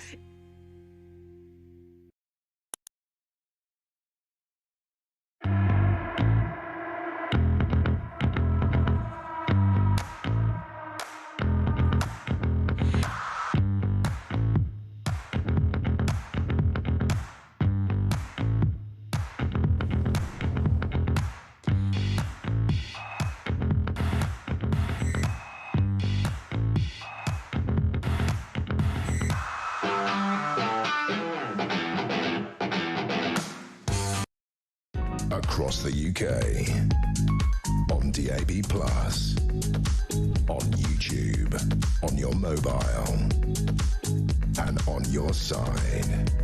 This is talk. You are listening to Talk Breakfast. Mark Dolan with you until 10 a.m. Dolan's Dispatch at 8 a.m. Net Zero, the Trojan horse for socialism. David is in Gloucestershire. David, welcome to Talk Breakfast. What's on your mind this morning? Good morning, Mark. How are we all? I'm very well. Great to have you on the show. Angela Rayner, by the way, apparently plotting to write a book in order to pay for her stamp duty, and then she's going to become Prime Minister, apparently. Well, I want to ask the very simple question. Has she paid the stamp duty, yes or no? Now, I've looked up Gov.uk this morning. It says you've got 14 days to pay the stamp duty. Now, there is time. I didn't read all of it. There's something about you've got time to pay. Yeah. But I don't know how much time you've got to pay. But if she hasn't paid the stamp duty, surely she's breaking the law, therefore she shouldn't be an MP. Or the journalists are telling lies and she has paid it. So you can't have, but both things can't be true at the same time, as they say. No, David, stay with us. Linda Jubilee, what do you think's the story here? Is Angela Rayner just skint? Well, she certainly isn't well off in terms of many other MPs. So she will be very careful about her money. I'm not sure what the deadline is for paying stamp duty, but I think the caller may be right. It may not be. If it's not now, it may not be far away. So she has to think very carefully about how she spends her money. I do think that the non-payment of this tax was a timing issue that she may or may not have been aware of. Or it's possible she may not have been aware of it. But nevertheless, when you're in a senior position in government, it's no good saying, you know, I'm just like any other constituent. I can make a mistake like any other constituent. Because as an MP, you're supposed to be like Caesar's wife, beyond reproach. You're supposed to do everything really well, immaculately, with no mistakes. And she clearly couldn't do that. And she may have now made another mistake as well. But I think the problem is, once you've made one, because of a mindset, you are going to make more and more. So you have to ask yourself the question, do you actually want Angela Rayner to be running the Labour Party or not? Well, that's a great point. According to our research, you've got, Linda and David, 14 days from the completion date of a property tax purchase in England or Northern Ireland to pay your stamp duty land tax and file a return with HM Revenue and Customs. David, quite clearly, Angela Rayner wants to be the leader of the Labour Party. She wants to be our next Prime Minister. Will this issue around her stamp duty prevent her from doing so? Well, it has to. Yeah. It has to. If she hasn't paid it, I don't even think she should be an MP. Clearly she's... No, I don't know if it's breaking the law, but it's certainly against the spirit of the law. And what is it Starmer says? Lawmakers can't be lawbreakers. Yeah. Well, it's against the spirit of, even if it's not against the law, strictly speaking, it's against the spirit. How can you have somebody that's clearly couldn't give them, sorry, I'm going to use a different word, but I'll be very careful there. But if somebody can't be bothered to even pay their own tax, how the hell can she set the country's tax? Linda? Yeah, he's so right. If someone can't be bothered to pay their tax on time, like the rest of us have to, because we've all got to pay penalties if that happens, I don't. He's right. David's right. I don't believe they should be an MP. Never mind hold the highest office in the land. It's utterly ridiculous. Can I just say, I don't want to be over-intellectual about this, but I think it was Nietzsche who said, you can lie to me, but I won't believe you in future. And that's where we are right now. There is one bad episode, maybe slightly compounded now, but it is significant because it shows a mindset, and it's not a mindset that I'm particularly comfortable with, and I think many other voters would be uncomfortable as well. Yeah, I mean, the issue is that I'm not sure that the Labour movement, those backbenchers, will care about this tax issue. The bottom line is, in my view, Linda, she is their Boris Johnson, the sort of charismatic populist that has cut through. That's exactly right. The very, very similar characters. They come up in politics and they are vote winners and they're great campaigners. They are irresistible to the parties that they inhabit. Yeah, and to some extent, they're irresistible to voters. I've seen Boris Johnson in my former hometown of Richmond, running through the town. It was like watching the Pied Piper of Hamelin. People were literally drawn in a magnetic way behind him. Now, he is like that. Things didn't work out. I mean, Nigel Farage is like that. Things may work out for him. And I think Angela Rayner is like that. There are some people in politics, and I say this as someone who advises on communications matters, there are some people in politics who can really resonate. And that means they engage with the public and they engage with the voter in a way that other politicians do not seem to be able to manage. In fact, they probably can't, because these characters are kind of born, not made. They can invest their political dialogue with a kind of colour and dynamism that other politicians can't manage. So I don't know where we're going with Angela Rayner.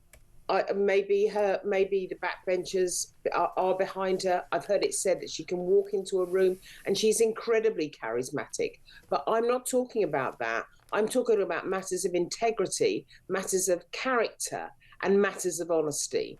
What do you think is going to happen, David? How do you see things playing out at the top of the Labour Party and this government? Do you think Starmer's going to go, and who replaces him? Well, I know. I think you had your Donors Dispatch a few weeks ago. It's like, careful what you wish for with Starmer going. Yeah. And they say that Ed Millipede is the prime suspect. Yikes! God help us all. I mean, he is the prime blimmin', what is it? He's destroying every piece of infrastructure this country's got with his energy. You know, I mean, this idea that we're going to run this country on wind and solar is an absolute joke. I mean, on Friday we were talking, will we go to war? God help us if we ever did. We've got no energy, no food, you know, overpopulated. We wouldn't stand a chance if the truth be known. No, and an economy shot to pieces without the ability to borrow more. David, brilliant call. Have an excellent Sunday, and we will speak soon. Linda, any more for any more? I wonder what other stories we can just wrap things up with. Perhaps we could just finish on the super flu, which is a real concern. I think cases are up 50% in a week, and yet still the junior doctors are considering and planning on striking in the run-up to Christmas. The latest message from the BMA, which is a very left-wing activist union, has said, that's fine, we're going to have the strikes. All they've got to do is cancel operations.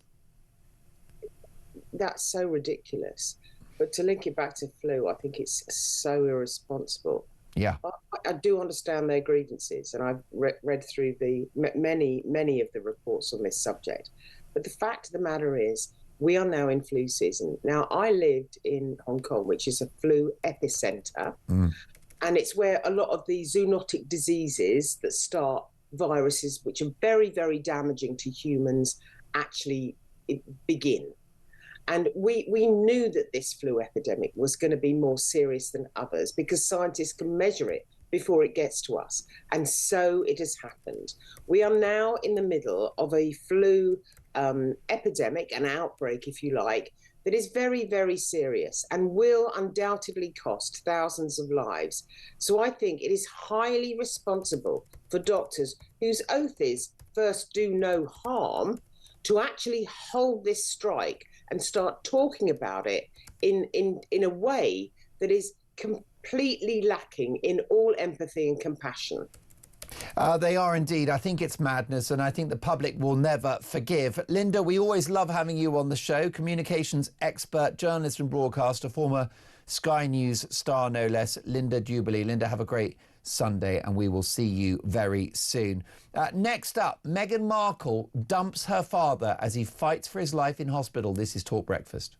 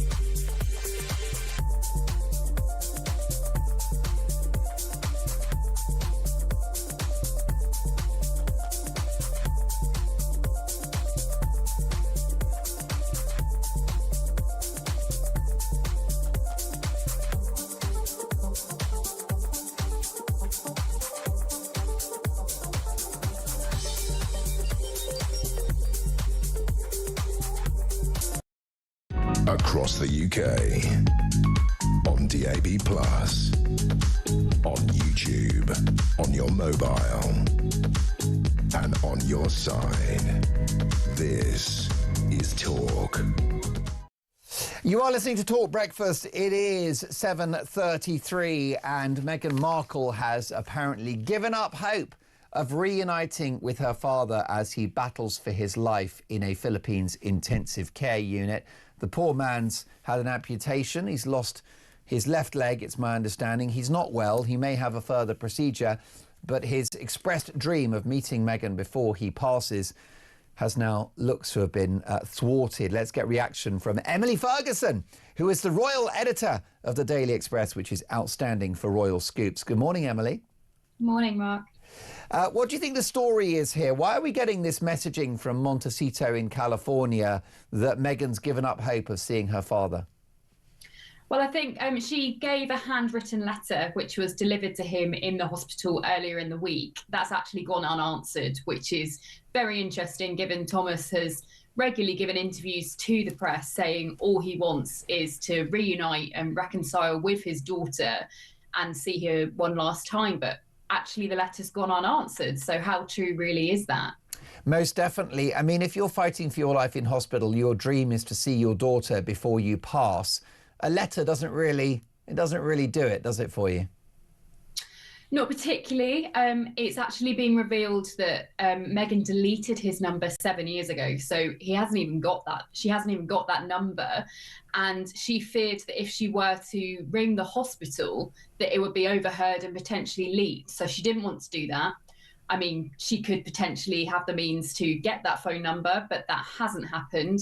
So she sent a letter instead. I'm not sure any of this stacks up, Emily, because we did get some messaging from the Sussex's public relations people who suggested that Meghan's been, hammering the phones, trying to find out which hospital her father is in. Then there was the email that was sent or wasn't sent and that Thomas didn't receive. He's 81. I doubt he's got an iPhone 17 Pro Max. It's a little bit dubious, isn't it, what we're hearing from the Sussexes about just how many lengths they've gone to reach out to Thomas.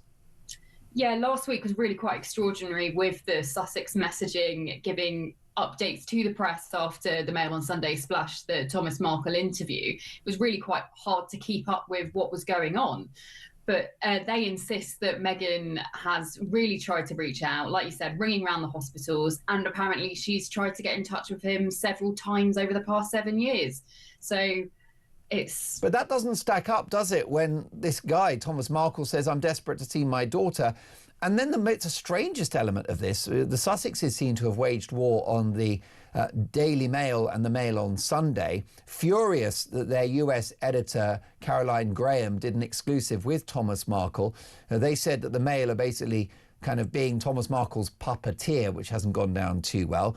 But there was a suggestion that the Sussexes reached out to the Mail on Sunday for contact details of Thomas Markle, and they were not forthcoming. I find that hard to believe. Yes, so Team Sussex did say that they've contacted the Mail journalist, and I think it's perhaps below the belt to take aim at that specific journalist. I mean, she's a Daily Mail. She's very experienced. She's not breached any ethical guidelines. So to go Which they said, they said it was unethical, the interview. Well, Caroline Graham appears to be very close friends with Thomas Markle. They've known each other for years and she sees him as a father figure.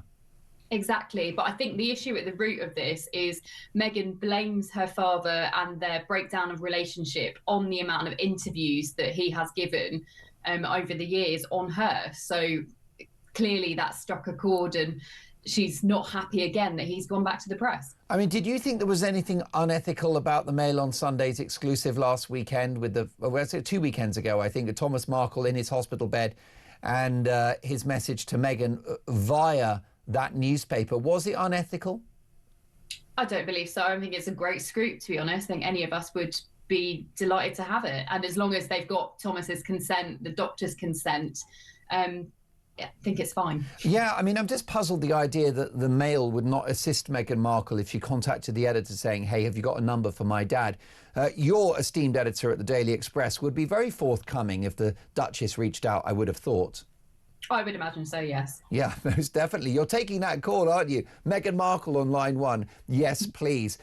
How do you see this playing out? Thomas Markle, I think he's not out of the woods yet, is he? He's had an amputation. He may be out of intensive care now, but he's not a well man. And the bad headlines don't stop coming for Meghan.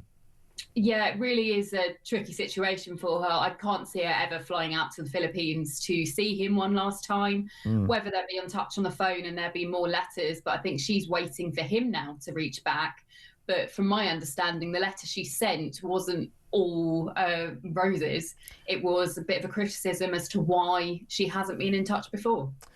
Yes, I mean, do you think this could impact her career, her dream of becoming a Hollywood star again, her business ventures, her podcasts? Could this hurt her brand, given the fact that her father is on record as saying, I'm desperate to see my daughter, I'm desperate to meet my grandkids for the first time, and my son-in-law? Is it a bad look for the Duchess? I think it is. It almost lacks compassion, which is why I think the Sussex messaging last week was a bit panicked because they realised all these negative headlines. Meghan's not even reached out to her dying father, basically. So I think it has got risks really quite harming her image and her career. I can't imagine Harry's too happy about all of this. Yeah, I mean, it's interesting because obviously they've never met. And he's got his own issues with his family.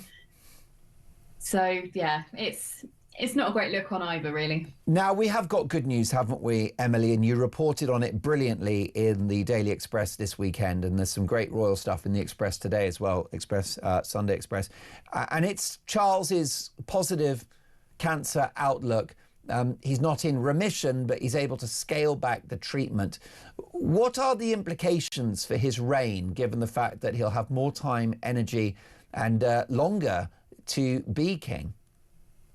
Yeah, so obviously it was such welcome news on Friday for him to deliver that update on his health, and especially just before Christmas. But to be honest, I don't really see things changing all that much. I mean, ever since his diagnosis, he took those 6 weeks off on doctor's orders. And ever since then, he's almost been business as usual. He's packed his schedule out. We've seen him go to Australia, Samoa, Italy. He's up and down the country week in, week out, hosting 3 state visits in a year. I mean, it's really quite remarkable. And to be honest, you could easily forget that he still has cancer.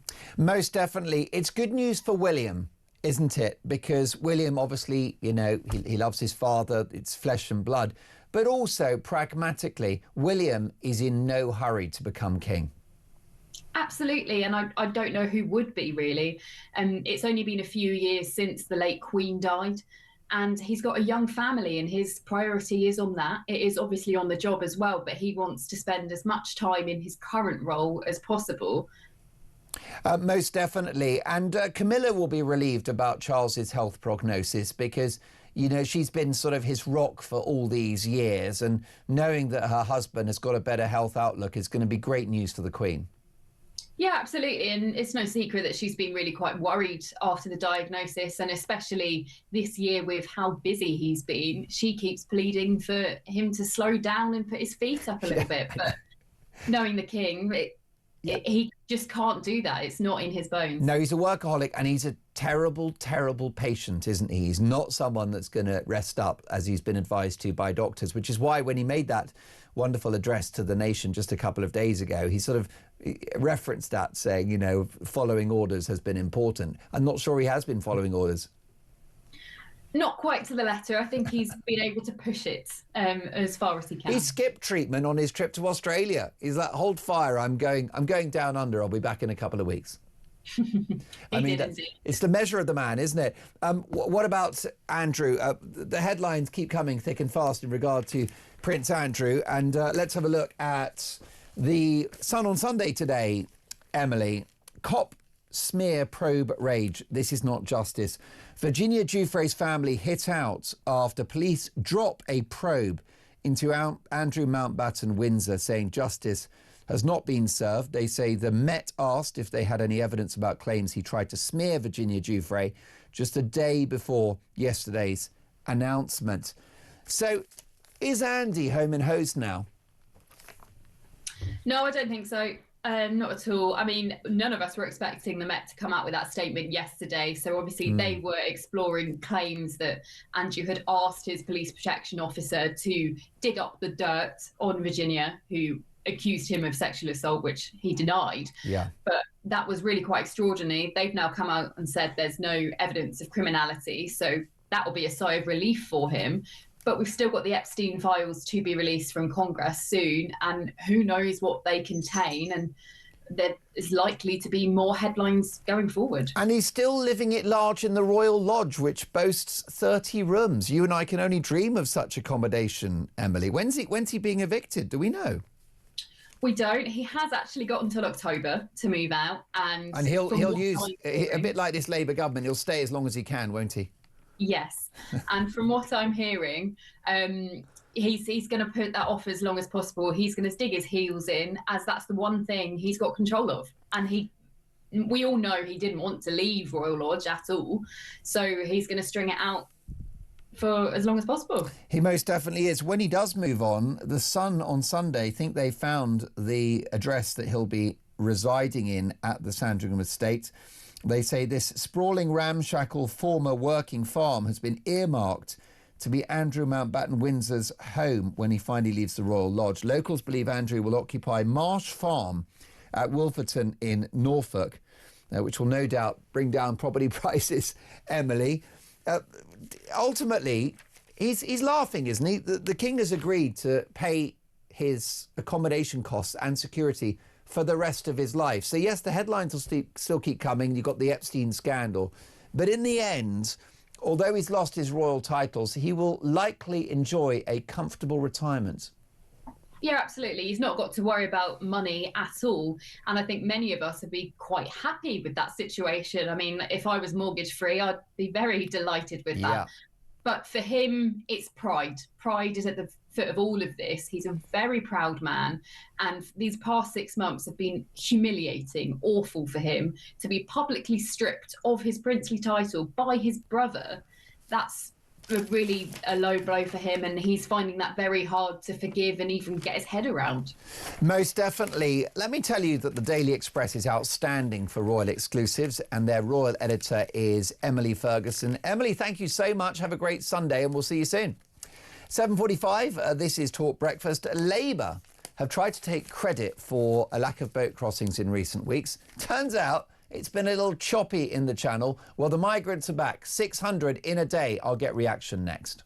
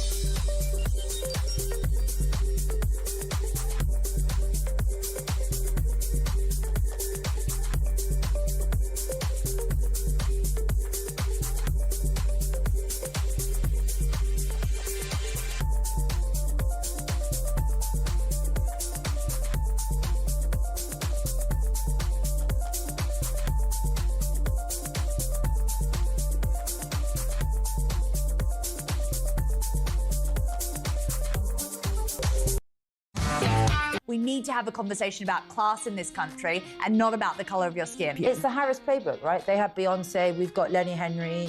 Little Lily would rather have a lip smacker's lip gloss from aisle 3 of Target than a freaking whatever that ball roller was that Meghan was so proud of herself about.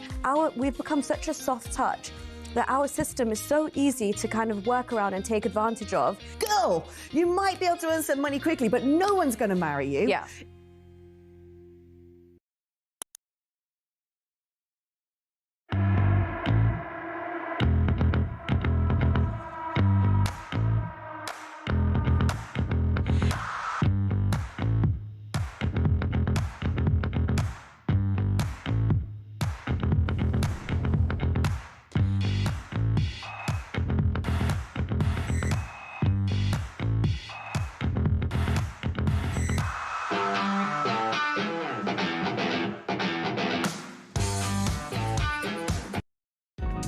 across the UK. On DAB+, on YouTube, on your mobile, and on your side. This is Talk.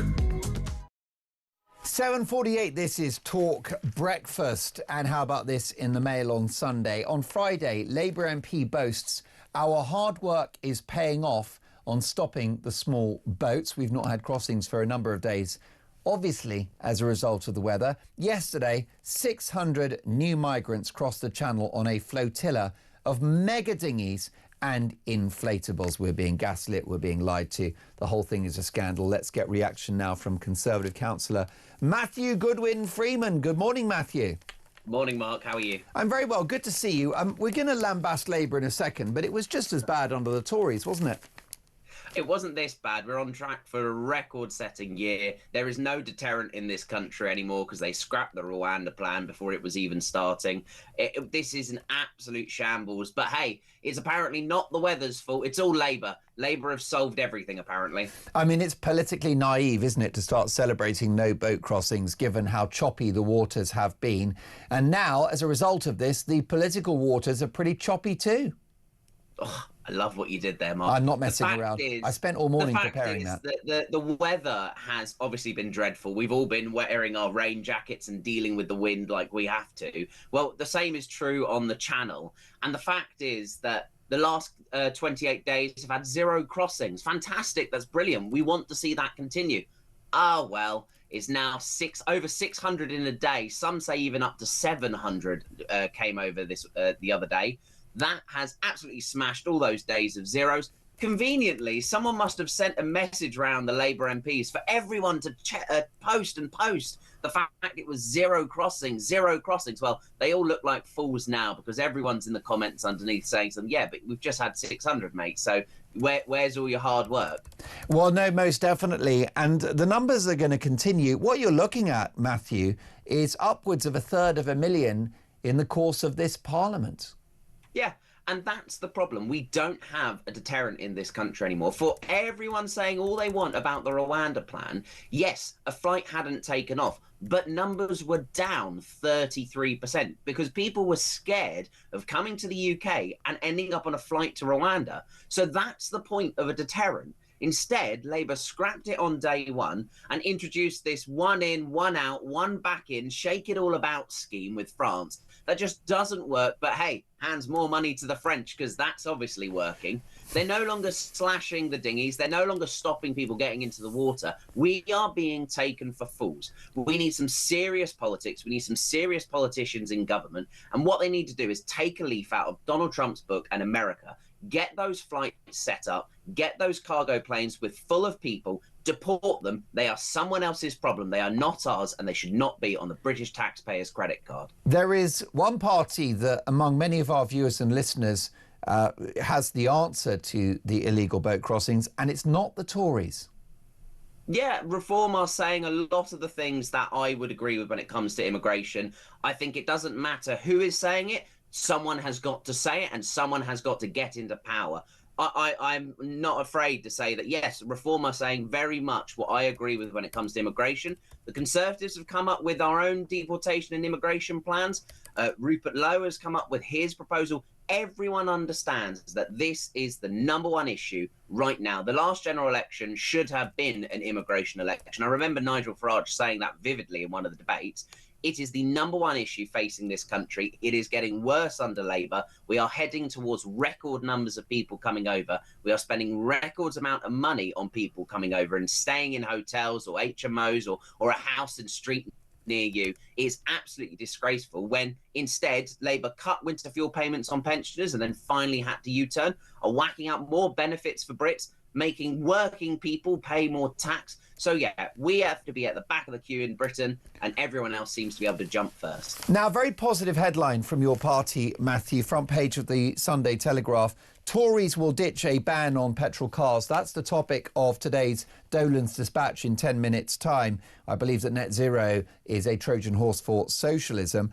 This is a great move by Kemi Badenoch. She's also been brilliant at the Dispatch box following Rachel Reeves' budget. She's good at PMQs as well. Is it too little too late? No, I don't think so. If you look at the approval ratings and the pollings, things are starting to change. I mean, there is a long way until the next general election.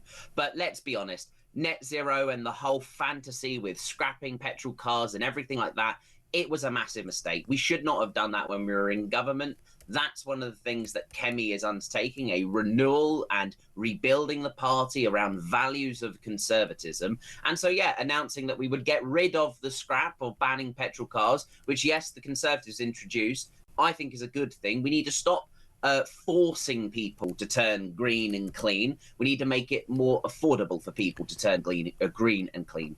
Yes, it seems that what's happened with Kemi Badenoch, she's found a rich vein of form in regard to net zero, very quick out the blocks to suggest that they would essentially scrap that target of 2050 and have a more economically focused approach to the environment rather than an ideological one.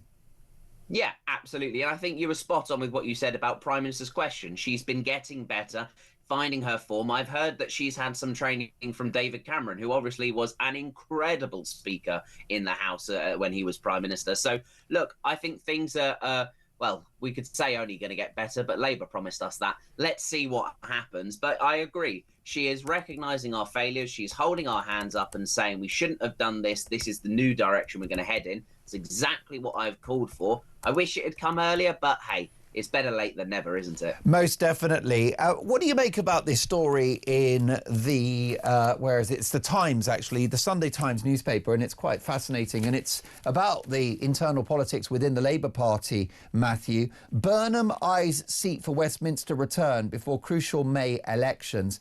You've also got Angela Rayner planning to publish a book and then run for the leadership as well. It's just a game to them, isn't it?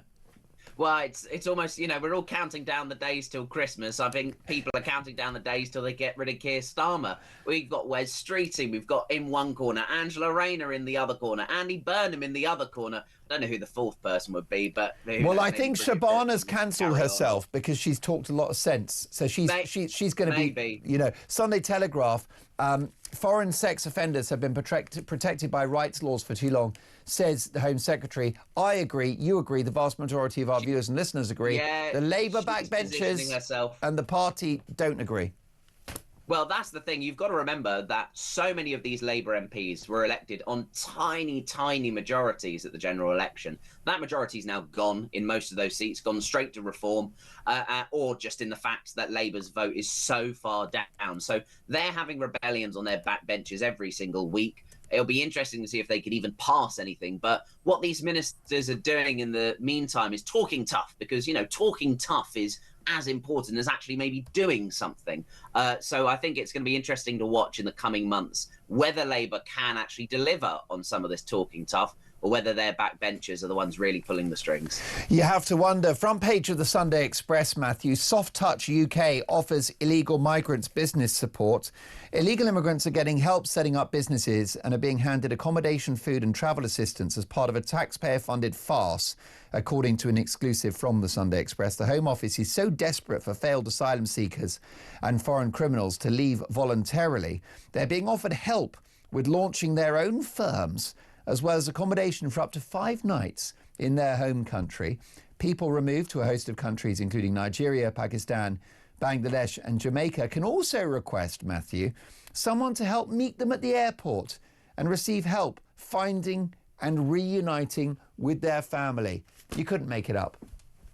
Well, I mean, isn't this the luxury life for an illegal immigrant? I mean, yes, you heard that right. If you break into this country illegally, if your asylum claim is rejected, the British government is going to spend British pounds and pence helping you start up your own business, getting you back home and making sure someone's there to give you a warm embrace and hug, going to stick you in a hotel at our expense. I mean, it's absolutely ridiculous. I would have liked the government's help maybe when I started up my own business.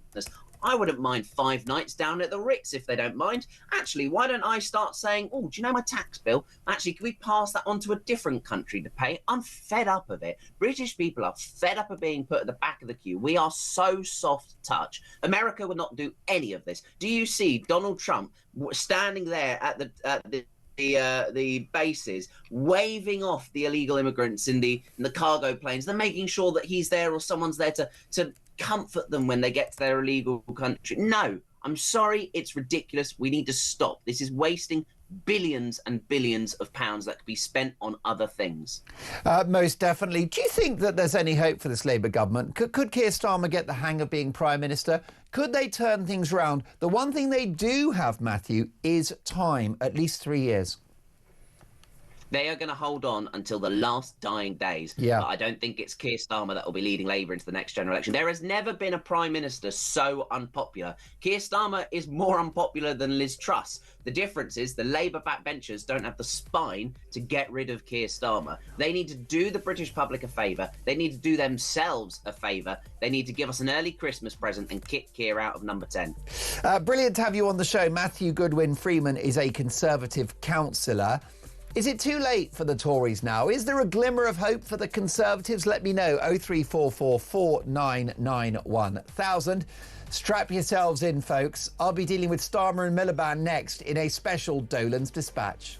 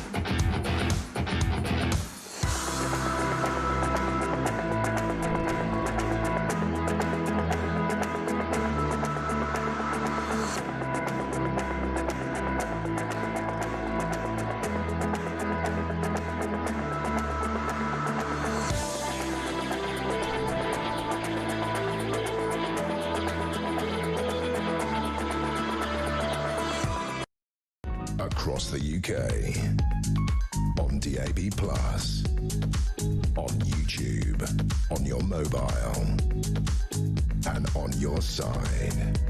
This is Talk.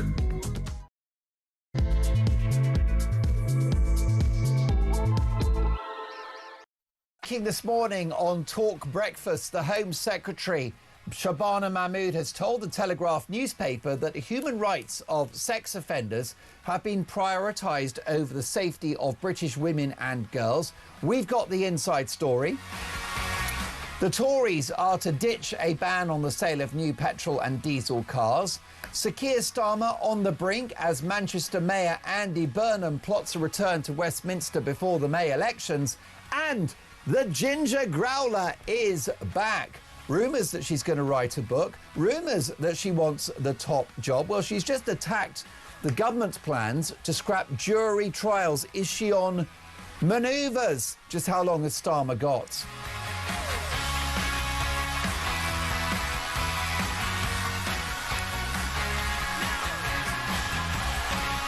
Meanwhile, hundreds of migrants once again cross the channel, putting paid to the idea that this Labour government have somehow stopped the boats. What a myth. At 8:04, do this government have any credibility when it comes to policing our borders? Let me know your thoughts. 0344 499 1000 is the number. As the saying goes, let's talk.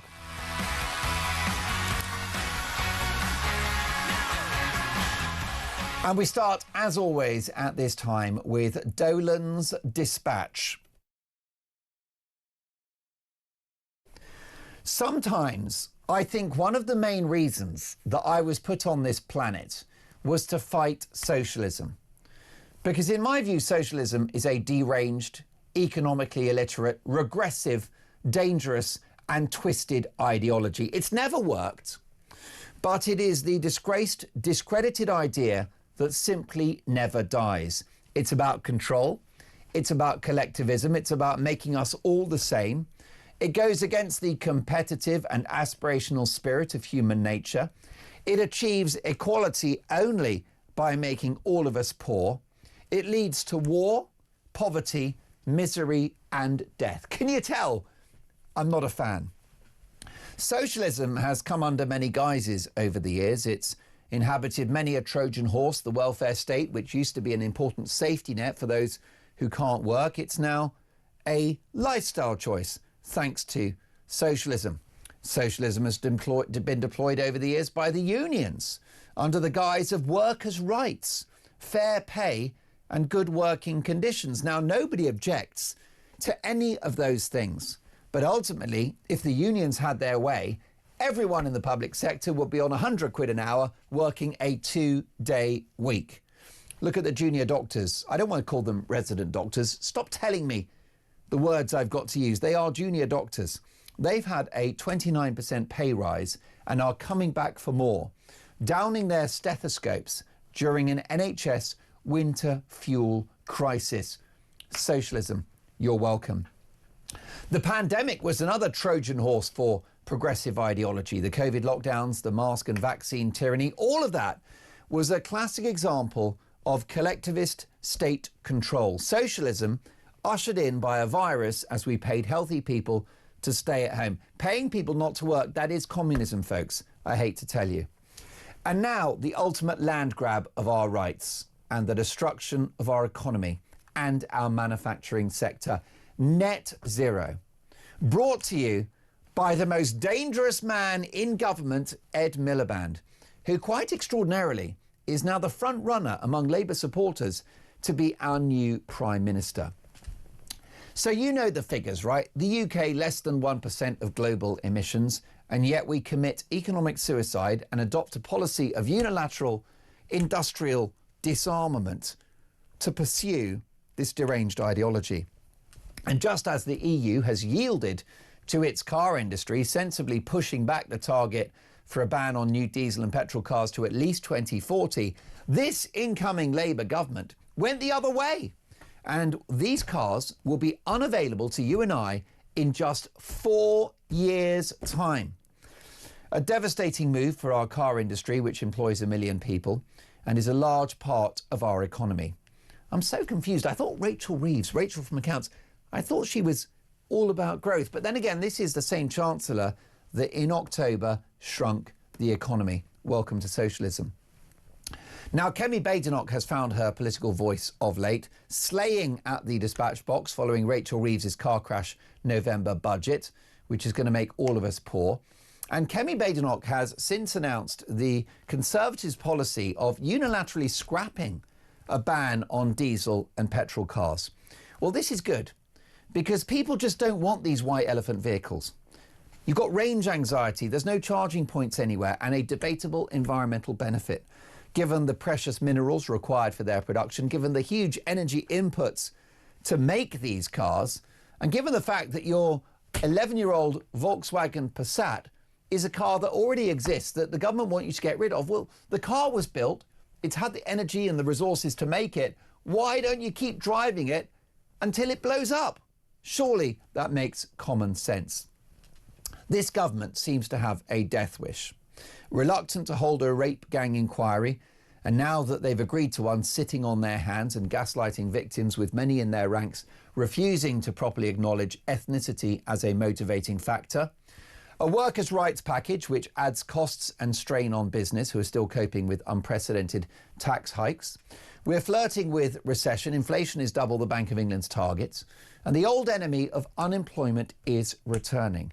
And now we have unbridled net zero. Just scrapping net zero might be enough to stave off the inevitable bankruptcy of this country. And if Labour were to do it, if they scrap net zero, I would say well done to Keir Starmer, well done Ed Miliband. But under Starmer and Miliband, they're going further and faster because they are socialists. Economic quicksand is their happy place. And this ruinous policy is all based on the big fat lie that the planet will have burnt down by next Tuesday.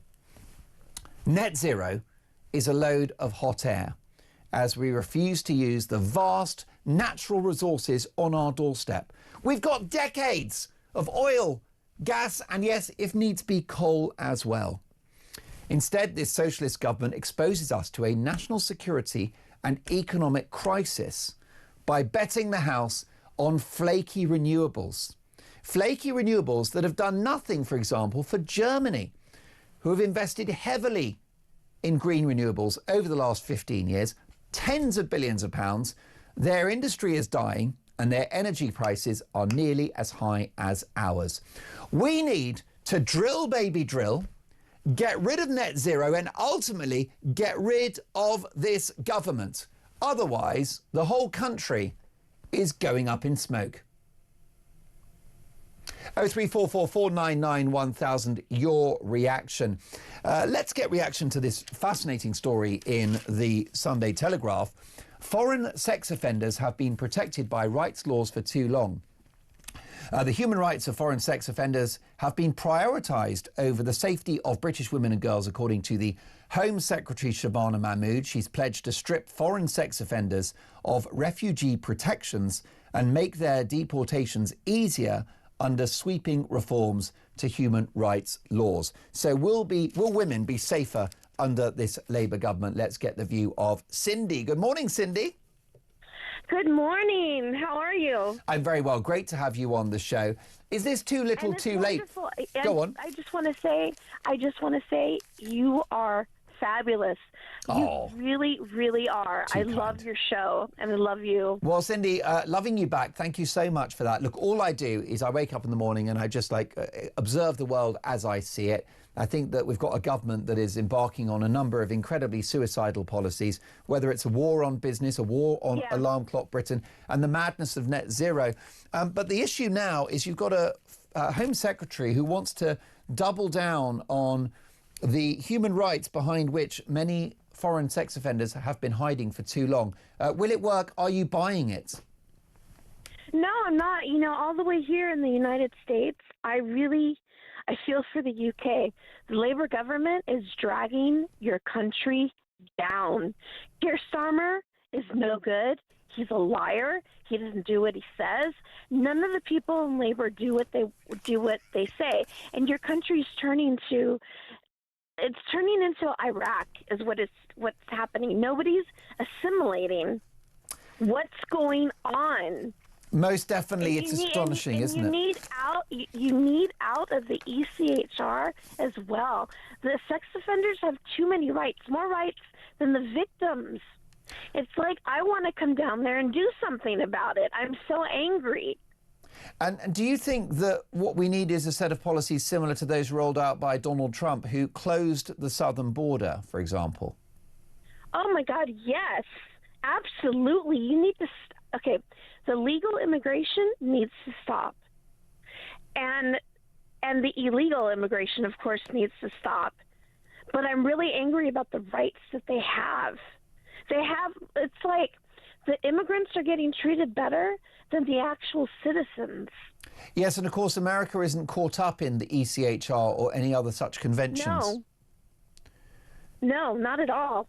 And what do you think Americans make of the current direction of travel of the United Kingdom?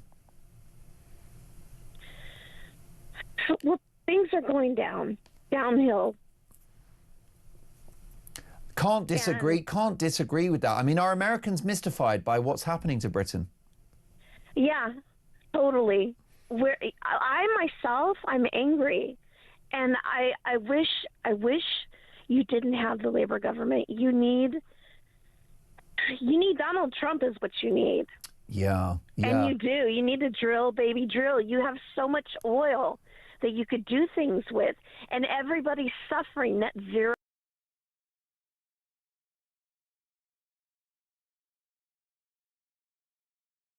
That's not right. No, it's truly shocking, isn't it? And the American economy has benefited greatly from a decision to explore and drill for shale gas in particular. I think America is now a net exporter of energy, and that's why inflation has come down, and that's why the economy is growing. Yeah, but your prices are going up. People are suffering, Mark. The average citizens are suffering, and they're not getting treated equally as the migrants and the illegal immigrants. It's devastating. Not fair. It's devastating. And Cindy, people are working hard for their money, and it seems like if you don't work, you get more benefits. I don't understand what's going on with this Labor government, and I fear that if Keir Starmer gets kicked out or he steps down, who is going to take his place? Someone even worse. Probably like Ed Miliband? Oh, my God. No. Angela Rayner? No way. No, it's a real worry. And it takes something that an American like yourself is more concerned about the plight of this country than our current administration. And Donald Trump has been concerned too. He said he loves the United Kingdom. He admires the royal family. Of course, his mother, Cindy, was Scottish. He loves his country. He's shocked to see what's happening to Britain. And he said if you don't control illegal immigration and also legal migration, you're not going to have a Europe anymore. And I lived in Surrey for 3 years. Right. I had a fiancé there. So I feel a kinship to the United Kingdom. That's why I care so much. And I see things are just going downhill. I can hear the emotion in your... we're very lucky to have you as a friend, Cindy, because I can hear the emotion in your voice. I love the United Kingdom, and I respect the people. And I am just so angry that the people are getting treated like crap. Like crap, working hard every single day for nothing, for peanuts. Cindy, inflation, and Keir Starmer isn't doing a damn thing about it. Cindy, a very powerful call, and I know I speak on behalf of my viewers and listeners to thank you for your concern about our country. And actually, it's very useful to have someone that loves this country but who lives overseas to observe what we are doing to ourselves. And I know, Cindy, that Donald Trump is not perfect, but he's putting America first. We could do with a similar leader here. Yes, you need to put the United Kingdom first, the people first. What's going on with, you come there illegally? It's like all you need to do now is just roll out the red carpet, for God's sake. They get hotels, they get cars, they get everything, driving lessons, food. What about your veterans, too? What's going on? Why are they on the streets? Our veterans here, I'll tell you, my husband's a veteran, and he was in the service for about 16 years. He gets a nice paycheck every month. We're not even close to being homeless. Not even close. We treat the veterans right, like they deserve to be, and your country needs to do the same. Yeah, what we do, Cindy, is we don't just let them sleep rough and don't support them through mental health issues because of PTSD or physical injuries. We actually sue them for their actions in the field of war, fighting for this country. They actually have to face legal prosecution sometimes for having done their job, such as in Northern Ireland. It's horrible. That is so... I don't even have the words, Mark. It's terrible. Well, I've got a word, and I got in trouble for using it the other day, Cindy. I think it's wicked. I think these policies are wicked. It is, yes, wicked, and it's a kick in the pants. It's a kick in the face. It's what a thank you is that for serving your country. And I get so angry because the worst thing is there's a lot of people in your country, a lot, not all, but a lot that aren't assimilating. They're not assimilating. You come to another country, you should respect the culture and try to be like that country. If I were in your country, I would observe everything. And I did live there for 3 years. And I loved it. The people, I love the United Kingdom. But I see it's going downhill. You're a step away from turning into a third world country. What's going on? A devastating call. Cindy, I'm grateful for your call. I'm certain that this will go viral when we clip it up for YouTube and X, because everything you've said is truthful, it's painful, and it's the reality. Cindy, can I wish you a great day, and thank you for caring about us. I think we all appreciate it, and we appreciate the perspective of someone that loves this country but who lives overseas. Cindy, have a great weekend. Thank you for your honesty, your passion, and your kind words about the show as well. You are a true legend. Cindy there, calling from Pigeon in Michigan, worried about the state of this country. Isn't she nice for even caring? Folks, it's a race at the bottom, isn't it? How do we tackle this? Would a change of Prime Minister help? We're stuck with this Labour government now for 3 years. Would a change in Prime Minister, such as Ed Miliband, Angela Rayner, Andy Burnham, Shabana Mahmood, do we need a change at the top at least? Would that improve things? 0344 499 1000, that's next.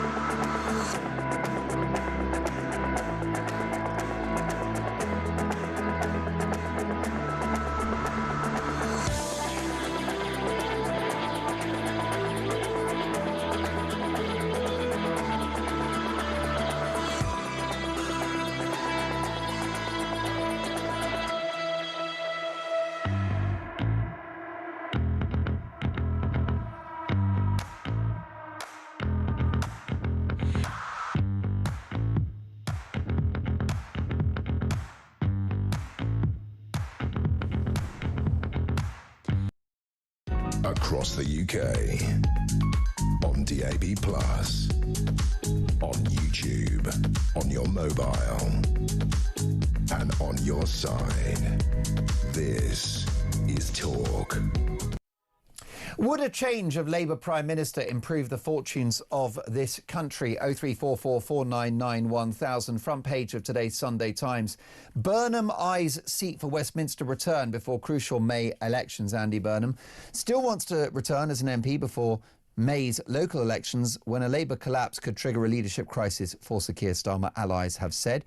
The Mayor of Greater Manchester is understood to have identified a seat after meetings with MPs and is already canvassing support for a leadership challenge. According to sources, one said that there were a number of potential options open to him, and he has identified one, which is a nailed-on safe seat. I mean, I'm not sure if there is such a thing as a safe seat anymore in this particular country for Labour, but let's find out. Let's get the views now of two marvellous commentators. We've got Sebastian Salek, who's a Labour councillor and commentator, and brand new to the show, former Big Brother star and political commentator George Gilbert. Good morning, boys. Good morning. George, lovely to have you, and we're going to look after you today. Don't worry about that. You'll have a perfect debut appearance. It's your maiden voyage. Sebastian, what do you make about this? Do you think there's some truth in this story? I don't know, but whatever the truth is, it's a tricky journey, isn't it, for Andy Burnham? If he wants to challenge Starmer, he's got to find a seat. The story says he might have found one. He's got to win it. As you say, no such thing as a safe seat. I don't think we should take anything for granted, especially given his stature. I think there'll be many people in Manchester, if he's going to break his promise of not seeing out his term, well, that's going to be really annoyed with him. It's not a good look in the northwest, is it? No, and so I think any fight is going to be a really tough one. And then he has to get 20% of MPs behind him. These are MPs who don't just say, I want a new Prime Minister, they're saying, I want you, Andy Burnham, to be that man. That's not going to be easy either. So there are a lot of hurdles to jump for him if he wants to try this. Didn't he embarrass himself a bit at Labour Party conference as well, with what felt like an abortive attempt at the leadership? Yeah, he messed up the comms a bit, and I think the details around this was he had a load of big media interventions lined up, and when one went, they all went, as you do in the media, because you don't want to be behind on a story, which meant that by the time conference came round, the story had come and gone. So yeah, it was a bit of a damp squib, to use a horrible phrase, a few months ago. The sharks are circling, George, for the Prime Minister, aren't they? You've got Angela Rayner on manoeuvres just in the papers today, very critical of David Lammy's plan to scrap jury trials for all but the most serious crimes. She doesn't have to be an outspoken critic of the government, but she is, for good reason. She wants the top job. Yeah, well, you can't blame her, because I think Starmer's dead and buried, so everyone in the Labour Party is going to fancy their chances. Do you really think? Has he reached the point of no return? Is there any way you can turn this around? Well, not for me. I don't know about you, but yeah, I think the ship sailed, and I try to not be so cynical of Labour or Keir Starmer more particularly. But, and I try and open my mind and think about, right, what good has he done in power? Sure. Well, he's given away the Chagos Islands at a huge expense. There's great British energy. Net migration figures have dropped, but really that's just because emigration has risen. I actually can't... Maybe I am just closed-minded and just so hateful of this party. But I'm trying to find something that I'm in support... I can say, right, to be fair, he has done this, but... there's nothing that I actually like that he's done. Sebastian, can you help George with that? Well, I have to challenge you on the facts, first of all, because the reason immigration has fallen is because people who previously came to this country are no longer coming to this country. It's not because of immigration. There is not a mass exodus of Brits that is causing net migration to fall. There's still too many people coming in. But you said that it was because of emigration, and that is factually untrue. It's just there in the numbers. But emigration has risen. Yes, it has, but it's not. Then it partly is but down it's not to the driving force. It is a minor number in the wider numbers. That is a mathematical fact. You can look it up. So there's no point trying to argue that emigration has risen is a mathematical fact as well. So emigration has risen. Yes, but that's not what you said. People left. Anyway, let's move on. No, what you said was it was the driving force, which is mathematically incorrect. Anyway, what I would say about this is that we have to think of this as a long-term project. And look, I don't know why you're laughing at that, because do you have another answer?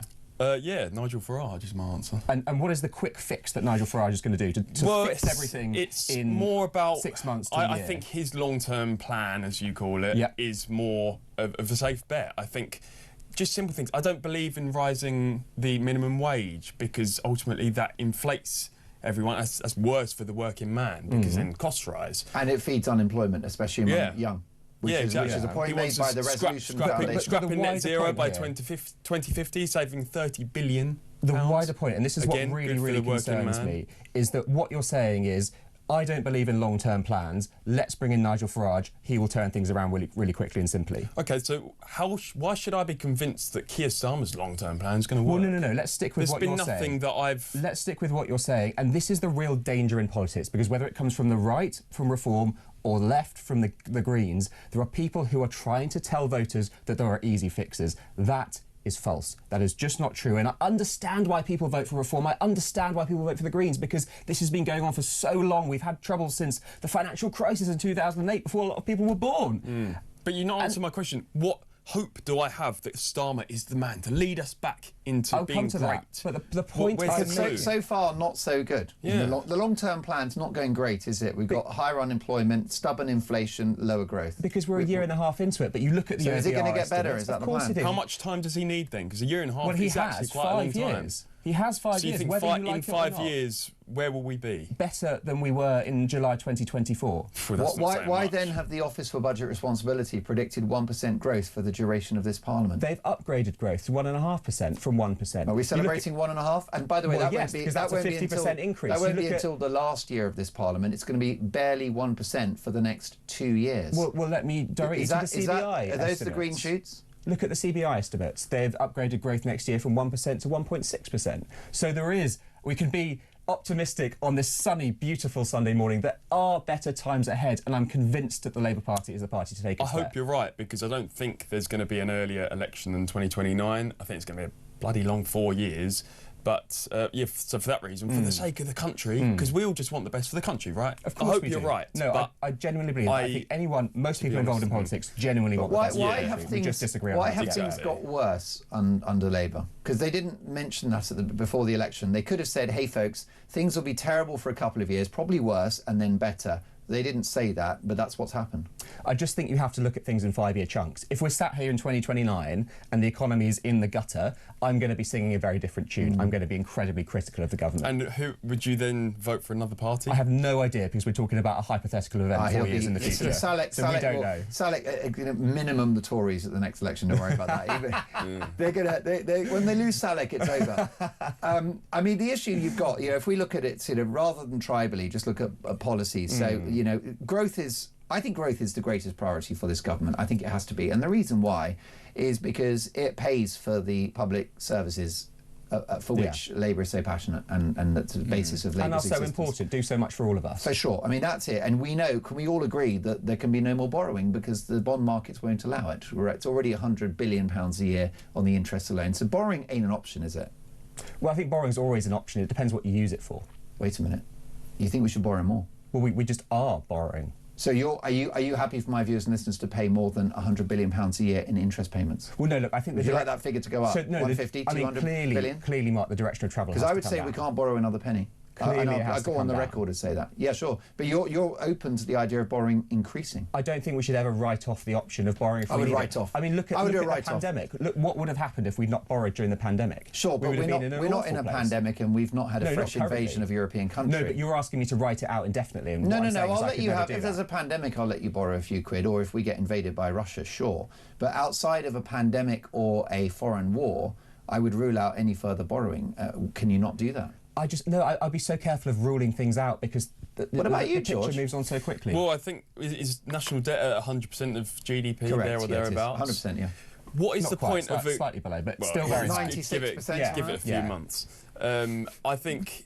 What is the point of a government? You want to make the country better so that our children, the next generation, will inherit a better country. If you take on a load of national debt, then actually it's going to make their lives more difficult, because we spend more in debt interest payments than we do on defence now. Yes, we do. That's double. Crazy. We do. And in fact, it's 10% of the nation's income now goes towards servicing. And that's wrong. So I'm with Mark on this, but I do see that... I'll give Sebastian that a lot of that was accrued, or most of it under the Tories. Yeah.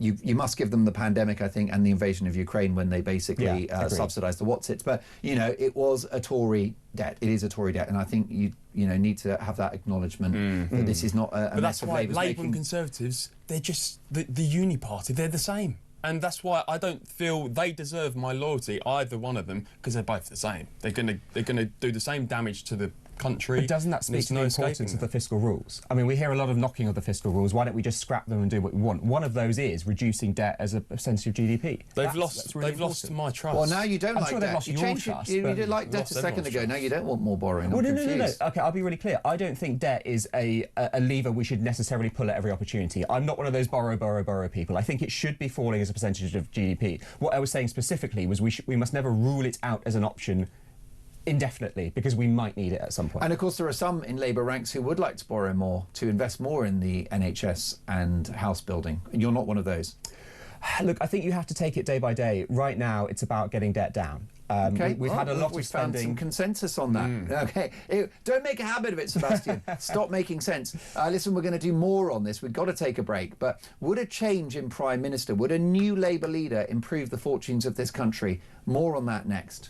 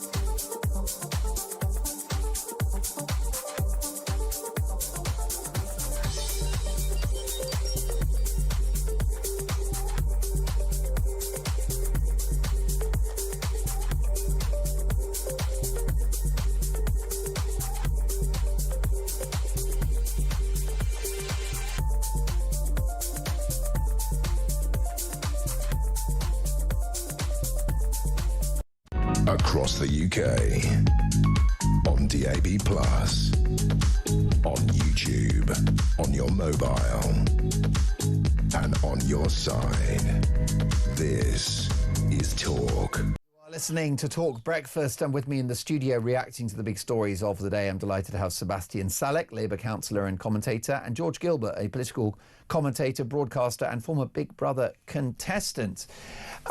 If Keir Starmer were to leave and I don't know, Angela Rayner became Prime Minister, Ed Miliband, Shabana Mahmood, Andy Burnham, would that improve the fortunes of this country, George? No, I try and give them the benefit of the doubt, but at the end of the day, they're all part of the same ideology, and I don't believe that socialism works. So for someone like me, I just don't think, I can't see that being the solution to this country's ills. But yeah, and also it's just going to be a case of, give them more time. Like Sebastian said, it's a long project. Keep the faith. They'll do it. They just need more time. It'll just be that all over again. Suppose a new leader comes in, it'll be, they've only just got in, give them a chance. If you're going to say that, how many times can we put up with it? If you're going to say that, George, you must have an answer. If not a long project, what is the answer to a quick fix? Well, it depends what issue you're talking about, but I just don't think... The economy, let's start there. How would you turn around the economy in a short amount of time, say a year? Well, first you've got to try and tackle inflation, I think. Yeah, how? Because, stop rising the minimum wage, for one thing. Okay. You've got to try and attract foreign investment. Okay, how? tax having incentives. a low tax regime in this country. I mean, I would reinstate the non-doms protection so that rich foreigners come here and invest. The other thing, I mean, you mentioned there are no easy quick fixes. I got so many easy peasy quick fixes. So I'd entirely scrap the net zero project. I'm so happy to have green renewables. We need a mix. I'm aware of the fact that we're destroying the planet. No one's got a problem with solar panels or windmills, but not at the expense of the economy or our industrial base. But this stuff is expensive up front. A view shared by the unions.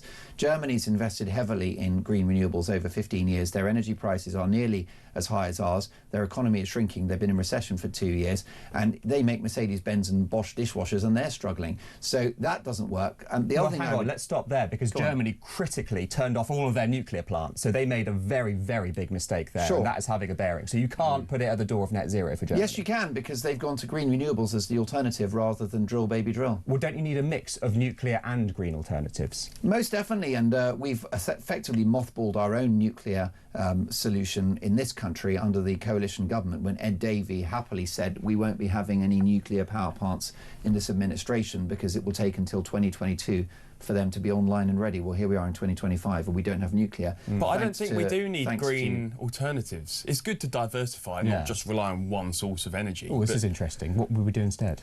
Well, no, but I think nuclear is so efficient that we can nuclear, almost oil, put gas, all of our eggs in that basket. Nuclear, oil, gas and coal. Throwing so much money at wind power, solar power, it's a white elephant. It's futile. Do you not see the economics of it, though? I don't see the economics of it. There's a very high upfront cost. Germany. We can all agree on that. It's a high upfront cost and a low upfront output. By the time you can't store this energy, the windmills are defunct. We're working on it. Oh, good luck with that. The windmills are defunct after 15 years. They need to be replaced. Enormous energy inputs to produce the things. They're a blight on the landscape. The energy can't be stored. Complete waste of time. When it's too windy, they blow up. What a joke.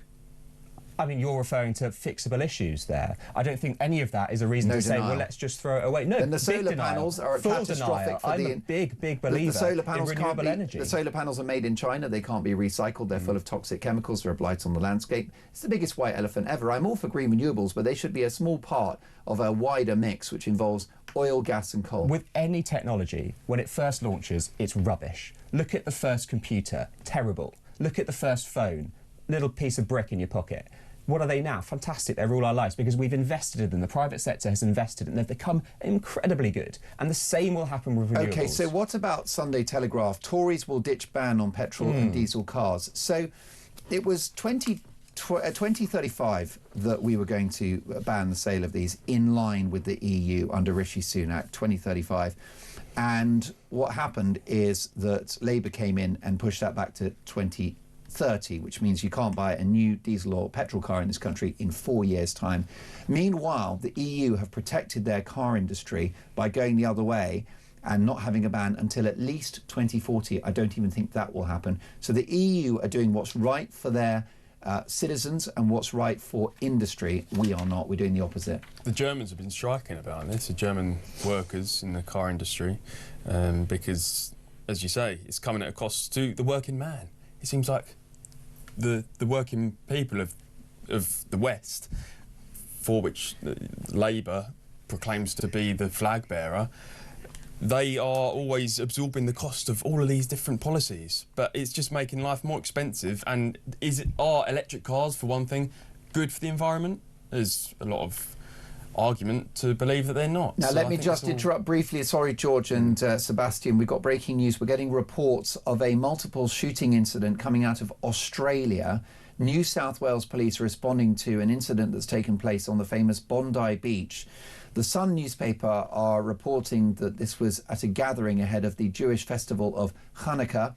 We'll bring you more on this as we get it. But reports of a multiple shooting incident at Bondi Beach in Australia. We'll bring you more as we get it. Sebastian, it's a big mistake for this Labour government to be out of step with the EU, who are protecting their car industry and we're not. 1 million jobs in the UK attached to the car industry. Yeah, and look, who knows what's going to happen to this deadline? I think ultimately when it comes to things like this, we have to be pragmatic. And if it looks like the deadline is unrealistic, it's going to be too much of a stretch, you have to be open to moving it. But it's important to have these deadlines in the first place, because if we don't hold ourselves to account, nothing will ever happen. We'll carry on selling new petrol cars, which is not the way to go for our green economy or for our environment. Going back to the other quick fixes, so I'd unilaterally scrap net zero. The other thing I would do is I would get rid of the minimum wage increases, which, as George has pointed out, will reduce inflation. The other thing it will do is create job opportunities for young people who have been most impacted by the hike in the minimum wage. No one's against the minimum wage. It's a great thing, and well done Labour for introducing it. But under the current circumstances, the Resolution Foundation, a left-wing think tank, have said that it will destroy jobs for school leavers and young people, which is an egregious thing to do. The other thing that I would do is I would cut spending in the welfare state and across the public sector. I wouldn't have public sector pay rises, which are inflation busting, which also feed prices. And the other thing that I would do is I would attempt to lower taxes to boost economic growth, which is national income with which to pay down the debt and to invest in public services. Those are my quick, easy peasy fixes, all of which could be done by this Labour government. I get rid of red tape for business. I get taxes down on them so they can employ more people so the state doesn't have to. The list is endless of the easy peasy things you could do straight away. The workers' rights legislation, tear it up, revoke all of it, the end. You make it sound so easy. Well, those are all policies that I would roll out if, may God forbid, I was Prime Minister. And what concerns me is when I asked George the same question, he didn't have that answer. And you're well, here... I think George touched on those. Well, no, your immediate answer was we'll get down inflation. That's a completely nebulous thing to say. Well, you asked me to talk about the economy. Yes, and your answer was we'll reduce inflation. Every party wants to reduce inflation. What we need is concrete answers. And it was 2% under the Tories. Yes, but what I'm concerned about, and I've said this 4%. Before and I'll say it again, is that you're coming here to represent reform and you are not okay, but you've said, okay, maybe that's not true, but you've said you want Nigel Farage to be Prime Minister. And when I asked you about the easy fixes, you couldn't give them. And that is really concerning because there is no easy way out of this. And the people who are looking for a reform government are the ones who want an easy way out. They are being duped. I've given you a list of... I'm not saying there's an easy route out. I'm just saying, here's my opinion. Well, then let's commit for the long term. I think Reform have the best finger on the pulse. If there's no easy way out, which is not what you said earlier, but I'll allow you to change your mind. I didn't change my mind. Well, no. Earlier on, you said that the long-term position was not the one to take, that we shouldn't be thinking of this as a 5-year game. I'm just saying that Labour and Starmer aren't giving me any hope that they have the long-term plan that will fix this country. OK, well, let's pin you down here. Do you think that thinking over a 5-year term is a good idea?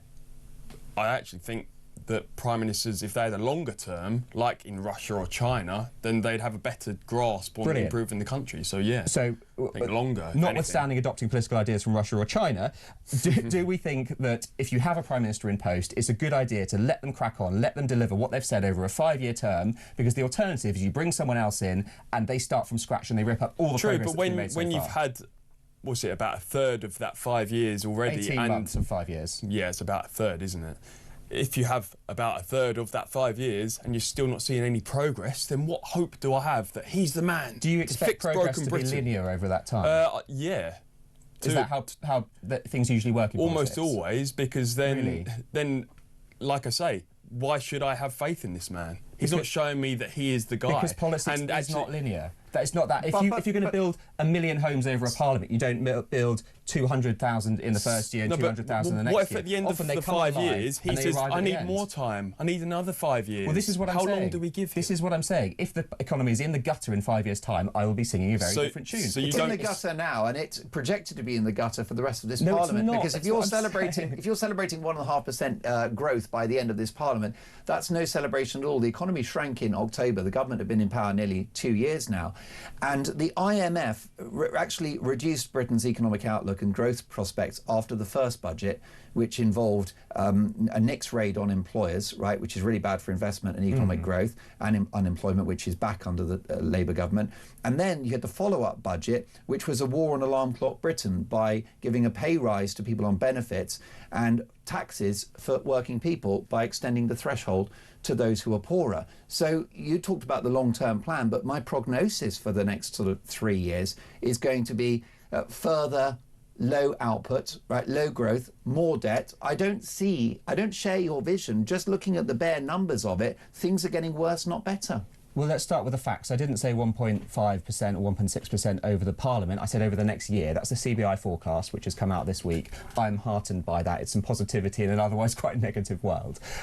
What I want to see is this project play out, because what we can't do is start again every 2 years. We've become addicted to throwing out our Prime Minister every 2 years, regardless of who they are. But you know, you care, that is not conducive you care to about growth. So do you think it helps growth to give red tape to business, make it harder for them to employ people and tax them more? Does that help growth? I'm Those seeing three red things. tape be cut. Look at the planning and infrastructure bill that's gone Well, what about the through workers' rights in the last package? few weeks. The workers' rights bill, that's pure red tape. Well, that's about creating a balance. Not everything we do has to be about unleashing business. We're not resuscitating Margaret Thatcher here, are we? Well, we We're should. Making sure that We should. We're making sure that working people, which is most people in this country who have jobs and are employed by others, have a healthy, balanced working life. That's so important. This debate will continue. Don't go anywhere. You're listening to Talk Breakfast.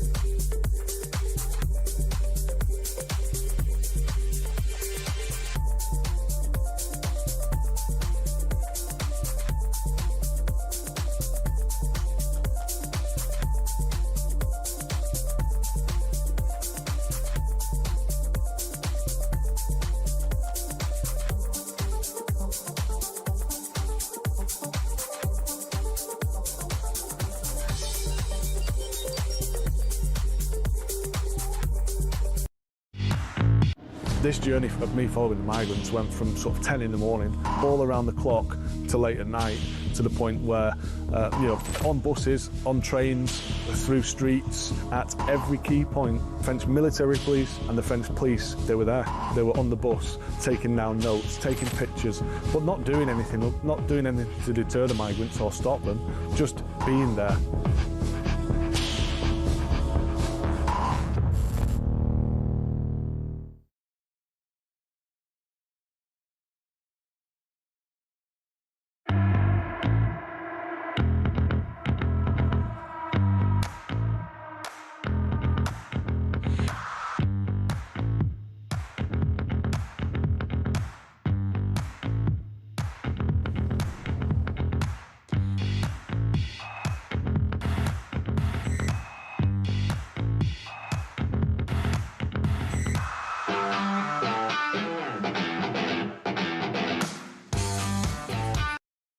Across the UK, on DAB+, on YouTube, on your mobile, and on your side.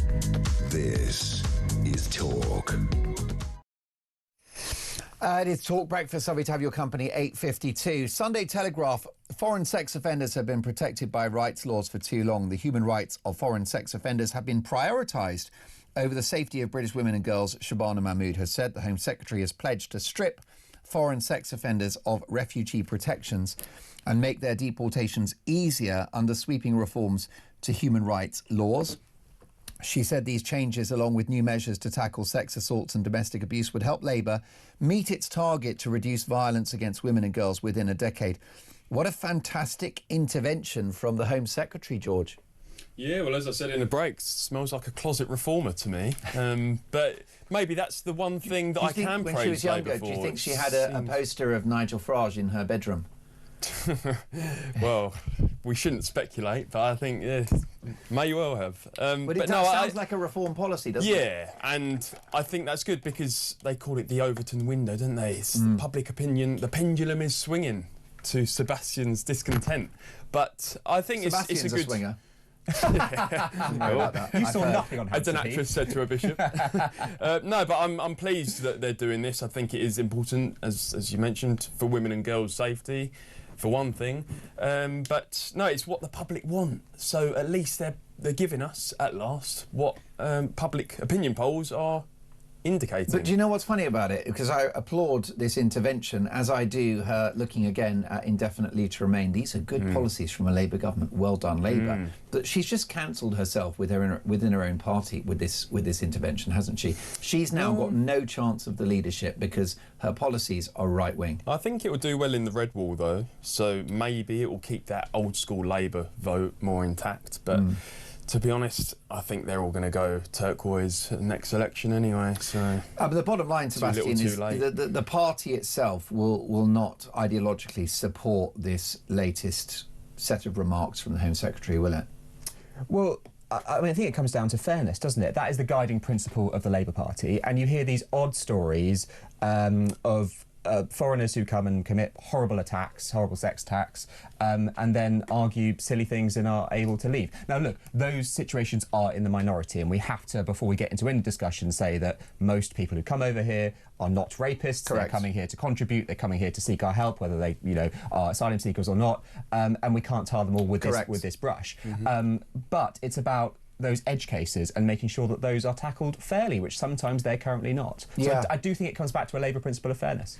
Is it too little too late from this Labour government in regard to, the behaviour of, ethnic Brits or indeed illegal immigrants who are responsible for certain crimes, such as the grooming gangs? As Labour government, of course, didn't want an inquiry into the grooming gangs at first, but was bounced into it.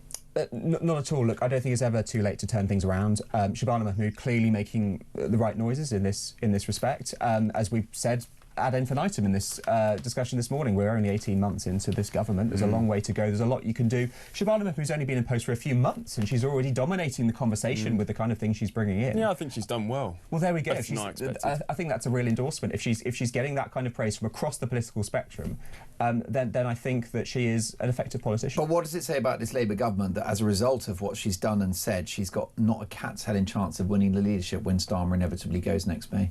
Well, that's your analysis. It's based on the heavy assumption that our Prime Minister is going to resign in May, which we absolutely cannot rely on. He's toast, isn't he? I mean, he's absolutely done up like a kipper. It is game over. The fat lady hasn't just sung, she's in a cab on her way home. I don't think so. Look, I learned a long time ago, after Brexit and Trump, not to make political predictions, and so I'm not going to make any more, because turns out I was quite bad at them. She is. Starmer, I mean, it's like you said, the ship has sailed, has it not? I mean, even his own supporters don't like him. Yeah, well, Mahmood, I always have respect for politicians that don't necessarily bow down to what their leader is doing. I think the duty of a politician is to serve is to do their own individual duty to the utmost of their ability.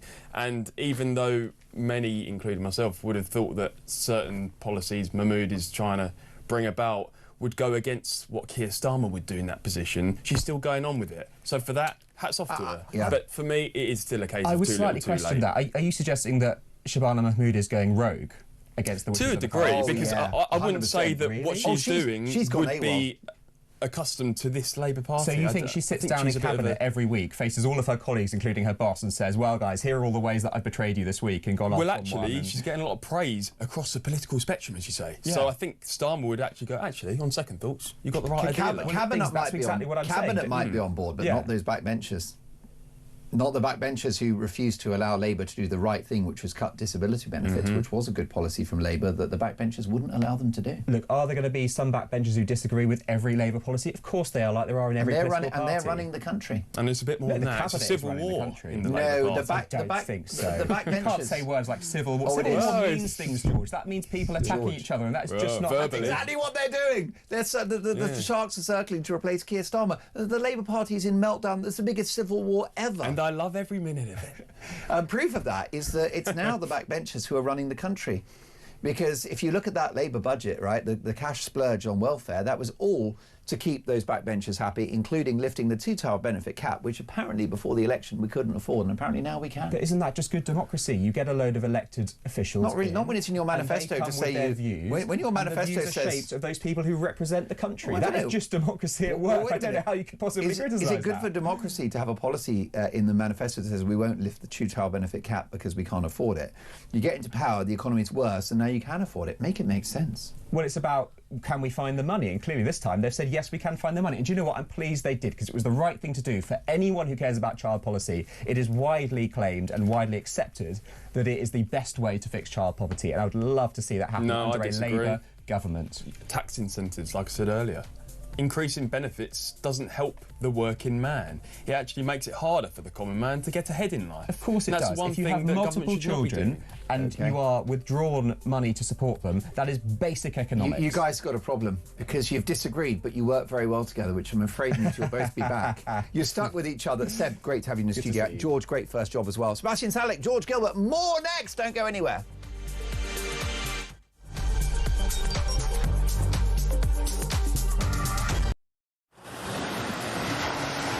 Libya has become a major transit route for refugees and migrants from sub-Saharan Africa, and many of them come through Libya dreaming of getting to the UK, particularly from Sudan, where there has been a civil war waging for the last 2 years. And those asylum seekers or economic migrants who make it from Sudan to the UK have a 99% chance of being given leave to remain.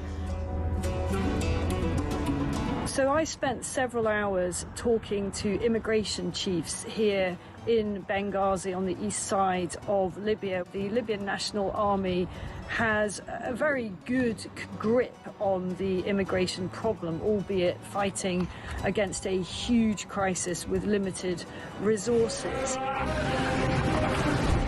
There is a very, very clear process of giving people proper health checks, the life-saving care that they need, and then working out where it is exactly that they've come from. Their message to the UK is that you are fueling this problem. You are effectively advertising a great new life for people from sub-Saharan Africa. They actually said, you know, what do you think happens when a guy from Sudan comes up through Libya and makes his way all the way to the UK and gets put in a luxurious hotel and provided with everything? And make no mistake, it is a perilous journey. We see it from the end point. We see the Channel crossing as the dangerous bit. But actually where these journeys begin is in the hot desert. Many, many tens of kilometres have to be covered on foot by these migrants. And as many as 1 in 4 do not make it. That means bodies in the desert. The Libyan authorities are having to recover bodies in the desert. About the UK and how much awareness. Please understand the scale of what we are dealing with here with very, very limited resources. Once again, you know, people come in from charities, from NGOs, they use warm words, and the authorities here told me. Across the UK, on DAB+, on YouTube, on your mobile, and on your side. This is Talk.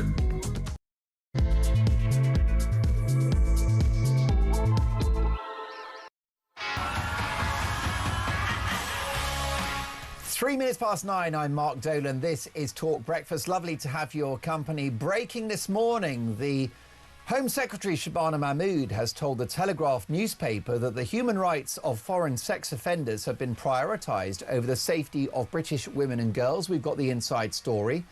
The Tories are to ditch a ban on the sale of new petrol and diesel cars. Sir Keir Starmer on the brink as Manchester Mayor Andy Burnham plots a return to Westminster before the May elections. Meanwhile, leadership hopeful Angela Rayner attacks the government's plans to scrap jury trials. So, is the ginger growler on manoeuvres, and how long has Starmer got?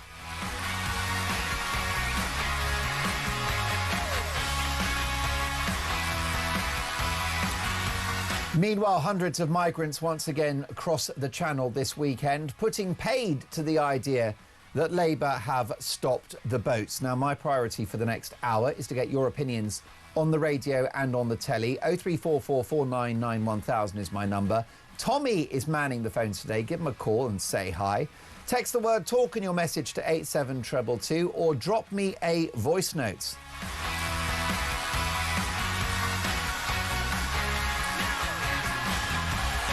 She seems to have found her political voice, slaying at Prime Minister's questions and responding to Rachel Reeves's doomsday budget in November. Kemi Badenoch has come of age as a politician, but is it too little too late? Is there hope for the Tories? Let me know. And if the Prime Minister is replaced, would a change at the top improve the fortunes of this country? Let me know your thoughts. And as the saying goes, let's talk.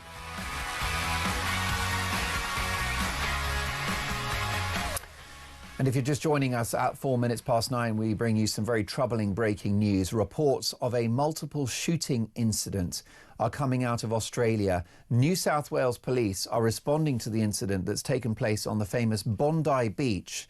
And the Sun are saying that it was at a gathering ahead of the Jewish festival of Hanukkah. 2 people are now in custody. We don't know at this stage whether there have been fatalities. A very serious incident at Bondi Beach in Australia, in New South Wales. We'll bring you more as we get it. Let's have a look at today's front pages if we can. And the Mail on Sunday. Starmer rocked by new Andy Burnham coup plot.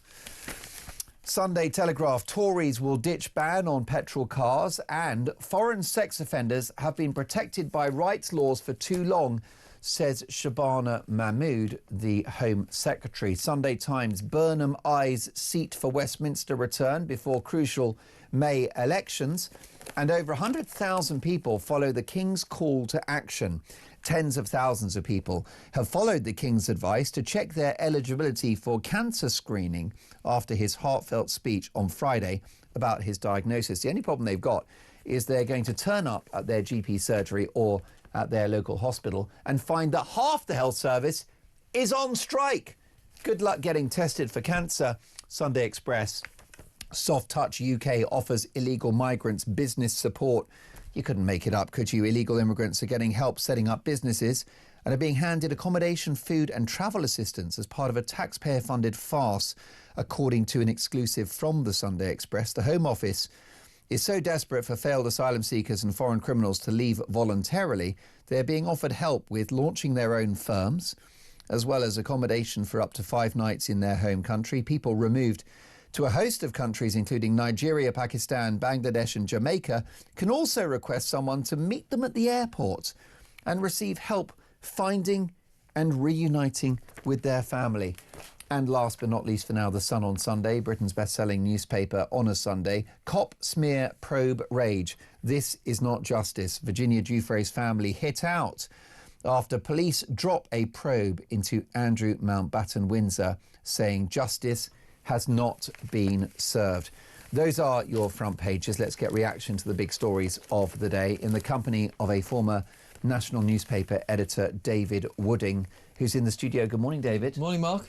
Of course, you were the editor of the Sunday Express, which have got that exclusive on us paying people to leave the country. But can we look at page 11 of the Mail on Sunday to start? On Friday, a Labour MP boasts our hard work is paying off on stopping the small boats. Yesterday, 600 new migrants crossed the Channel on a flotilla of mega dinghies and inflatables. So much for smashing the gangs. Yes, he's clearly forgot to touch wood when he said that. I mean, it's sod's law, isn't it? You say something and then the reverse happened. It's not the first time. But yes, it has been a month. But it's all down to the weather. It's not down to Labour smashing the boats. If they think it's down to what they've done, then they're kidding themselves.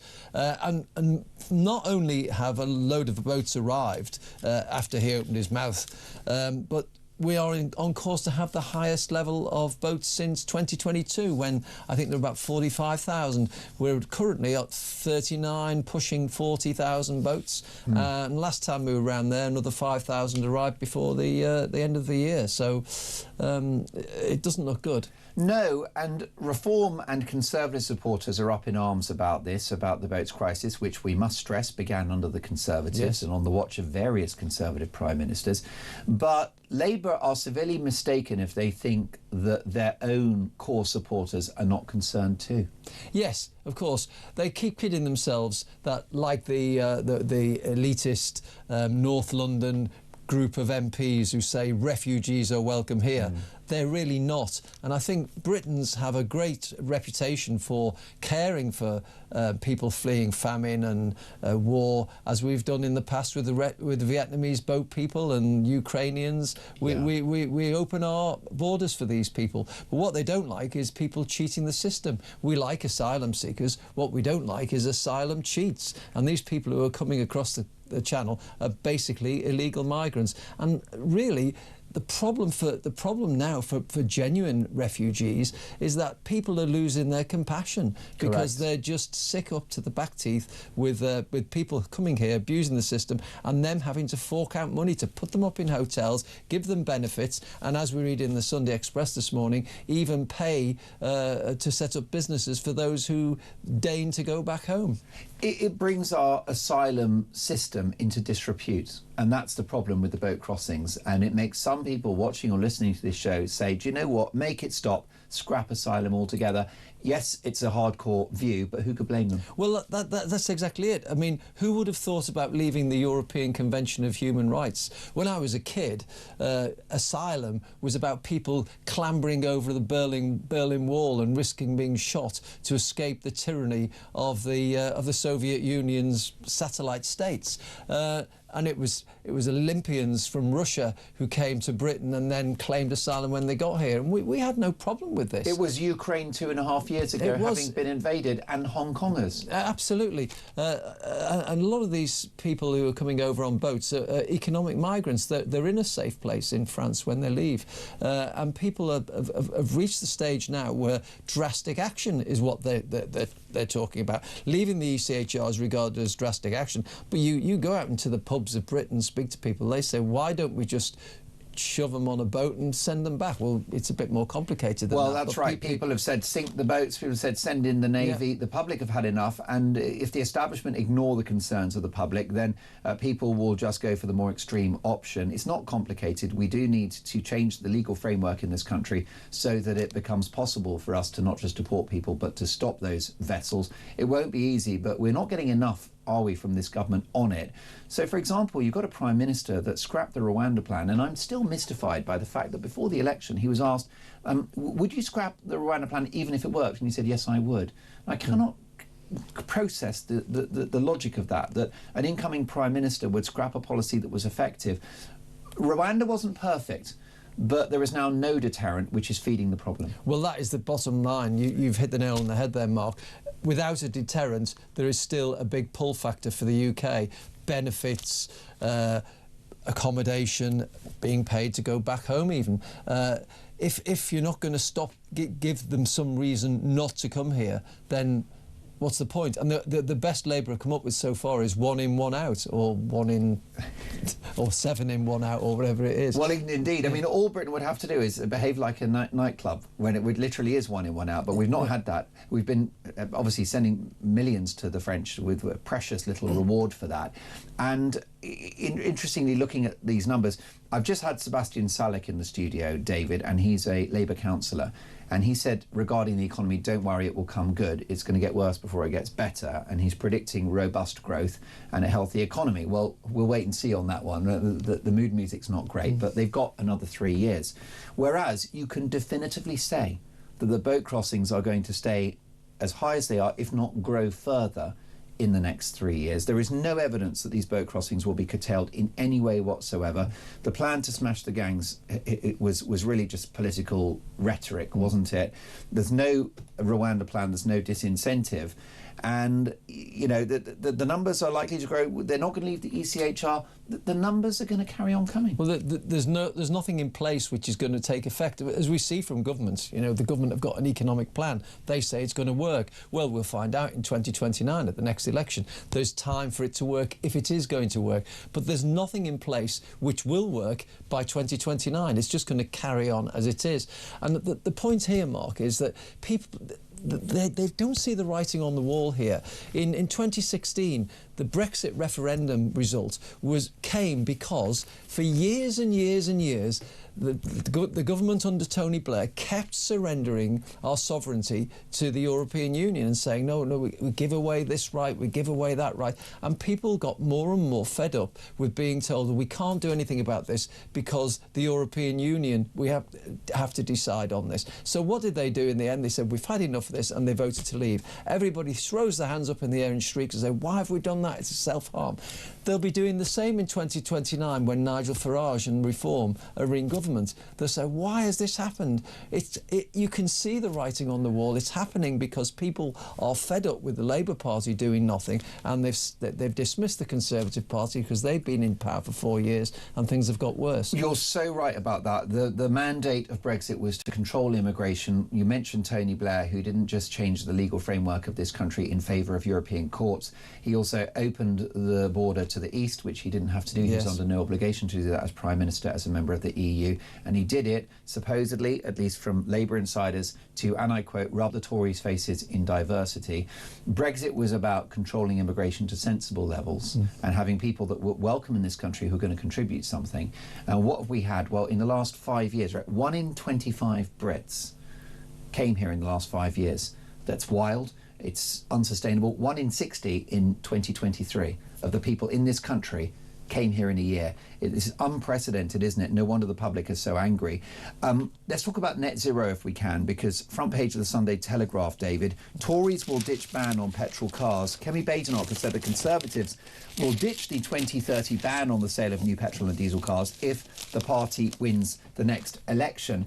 Andrew wants to talk about this. He's in Hertfordshire. Andrew, welcome to Talk Breakfast. Good morning. Crackerjack of a show. Some really good stuff this morning, Mark. Well done, you. You quoted some government figures, and you fell into the Rachel Reeves trap on them. In that, when you talk about £1 billion worth of government spending, remember that's a net number. The tax that people pay would, say, be around about £4 billion that people have to earn to be taxed to give the government £1 billion. You raise a good point. And that's why, to a great extent, the numbers of this government don't add up. And actually, the public are being kept in the dark about this, Andrew. Yeah, it's 100%. And we shouldn't really fall into that trap. It was the Dutch footballer that Ruud Gullit went to Newcastle. Good luck to them today. He negotiated his contract and he thought that the figure was the net figure, not the gross figure. So that's the same with you when you're reporting. Always take the government number and extrapolate it up to show how much tax has to be paid for the government to spend the money. But then you show the real cost of the inadequacy of both Reeves and Starmer. Well, you're so right about that, Andrew. It's a bit like if you're somebody that makes £50,000 a year, you're not making £50,000 a year because you'll be left with, 23.5 grand by the time Rachel's had her share. And that tax doesn't stop, because then when you buy something that's got VAT on it, you're still being taxed, plus the invisible tax, which destroys everything, which is inflation. Andrew, thank you for that very intelligent and thoughtful point. David, an interesting pivot from Kemi Badenoch since she became leader. She's decided to set her sights on net zero, hasn't she? It was Rishi Sunak who, as Prime Minister, said that running for the election in July of 2024, he said that we're actually going to scale back the push for net zero. But it was Badenoch who boldly decided to scrap the deadline of 2050, and now would have the great privilege of buying a diesel car in 10 years' time. Not a policy of this current Labour government, of course. Yes, and it's going to be interesting to see what Ed Miliband and the Labour government do here. Ed Miliband being the Energy and Net Zero Secretary. He is a zealot. He really is a zealot on this, and he wants to get this done and will not bend. I think Keir Starmer's even tried to push him a little bit to soften his stance, but he is hell-bent on getting net zero through for 2030. Europe have started softening their stance on this. They realise it's undeliverable, it's too costly, it's not popular, and what Kemi Badenoch has done here is stolen a march on them. So she is now the one leading the way on that. She's come up with a popular and doable plan. If Europe start watering down their targets or moving their targets back, it will put increasing pressure on Ed Miliband to do yet another U-turn for Labour, or to hold the ground and face inevitable loss of popularity even more. Well, when they got in, it was 2035, which was in line with the EU for the banning of the sale of new petrol and diesel cars. And in another act of economic suicide, which is really bad for our car industry, which employs 1 million people, scaled it back to 2030. Again, something they didn't have to do. And the EU goes the other way. So yes, you say a political headache for Ed Miliband. There will be a fudge, won't they? What was he going to do? Will he go to 2035 or 2037? They'll stick a few extra years on it, of course. And all in the meantime, really bad for the car industry, because they can't have these decisions made day in, day out, willy-nilly. They're planning, they're looking at a 5 to 10 year plan for their investments. They need to know how many cars they need 5 years, 10 years from now, because building a car, getting the materials in and so forth is all done years in advance. The other thing that's interesting on this is that 2030, of course, is the year before the final date, the final date for the next general election, which is July 2029. So they're going to have to set that date pretty soon. Would a change in Prime Minister improves the fortunes of this country? The sharks are circling Andy Burnham, Shabana Mahmood.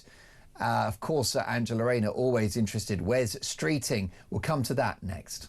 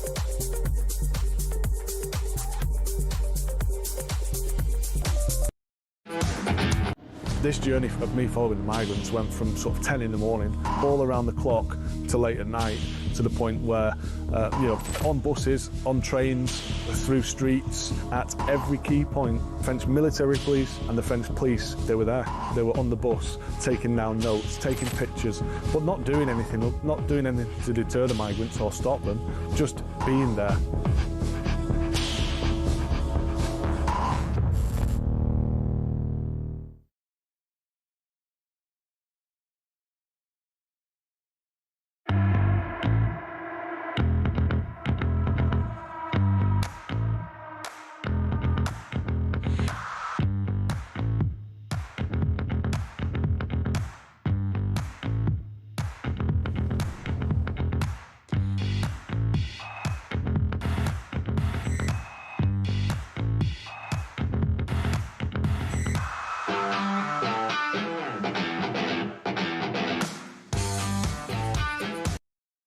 Across the UK, on DAB+, on YouTube, on your mobile. on your side. This is Talk. Breaking news at 9:23 on Talk Breakfast. A multiple shooting has taken place in Australia. The New South Wales police are responding to an incident on the famous Bondi Beach. Various papers are reporting it was at a gathering ahead of the Jewish festival of Hanukkah, and police have confirmed that 2 people are now in custody. The ambulance service have said that at least 8 people have been taken to hospital. We're not aware of any fatalities at this stage. It's a developing story. We'll bring you more on this as and when we get it. And of course, Peter Cardwell will report on this from 10. A very worrying story there down under. Let's have a look at this story in... I've got so many papers here to look through. And it's the Mail on Sunday. David Wooding, former editor of the Sunday Express. Starmer rocked by new Andy Burnham coup plot. Labour rebels plotting to topple Sir Keir Starmer say they're on the brink of a major breakthrough. Manchester Mayor Andy Burnham is poised to secure a deal to fight a by-election to return to the Commons and mount a leadership challenge, his allies have told the Mail on Sunday. The Times have got the same story, Sunday Times. Burnham eyes seat for Westminster return before crucial May elections. What do you know on this, David? Well, it seems to me that his team are on manoeuvres again, briefing the papers that he is going to go for the leadership. The big turning point for Keir Starmer comes in May, when he's predicted he will lose many seats in the local and devolved assemblies elections, and that's when people will move. Now, various people have been named, but Andy Burnham is very popular in the country because he's done quite well as Mayor of Manchester. The big question is, what Andy Burnham will we get? Because we don't know what he stands for, really. And he seems to be positioning himself more on the left. He's pretty soft left. He was a Blairite, of course, originally. Economically dry back in the day. Yeah, and he's got a reputation as a minister as being a bit of a flip-flopper. There's this gag going around Westminster, which is a Blairite, a Brownite and a Corbynista walk into a pub, and the landlord says, "What are you having to drink, Mr. Burnham?" Because nobody quite knows what he stands for. And the interesting thing, if you read both these stories in the Mail on Sunday and the Sunday Times, one of the guys who's being cheerleader for him is Richard Bergen, who's a pretty hard left MP. As left-wing as it gets. Hardcore Corbynites. Yes, and there's also a suggestion that there is a seat which is nailed on for him to stand in. Now, Andrew Gwynn in Manchester is one of them who may stand down, but he recently said he wouldn't be standing down. But Clive Lewis said he would give up his seat for Andy Burnham. Now, Clive Lewis also of the hard left. So it makes you wonder whether Andy Burnham has been flirting with the hard left in order to get their backing. Offering them red meat should he become Prime Minister. Absolutely. Well, this is a guy that, as you mentioned, was an acolyte of New Labour, who supported their low-tax aspirational policy platform under Tony Blair, where the top rate of tax was 40%. Yes. Imagine those were the days. And then, most recently, he's been making noises about borrowing more money to build houses and wealth taxes. Yes, which quite the journey. All plays into the hands of the left who want him in there. So it's a very interesting point here. But don't forget, in order for him to become Prime Minister, he needs first of all to get that seat.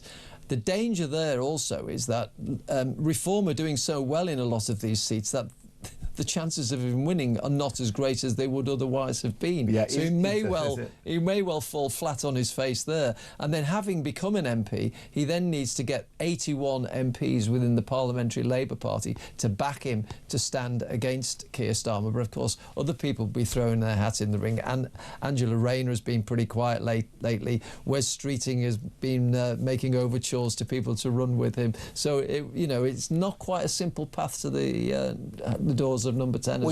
Suspect. Absolutely. No wonder the NHS is in meltdown. Wes Streeting spends all day creating websites called streetingforpm.com. Elliot is in Bushy. Top of the morning, Elliot. Do you think a change in Prime Minister would improve the fortunes of this country?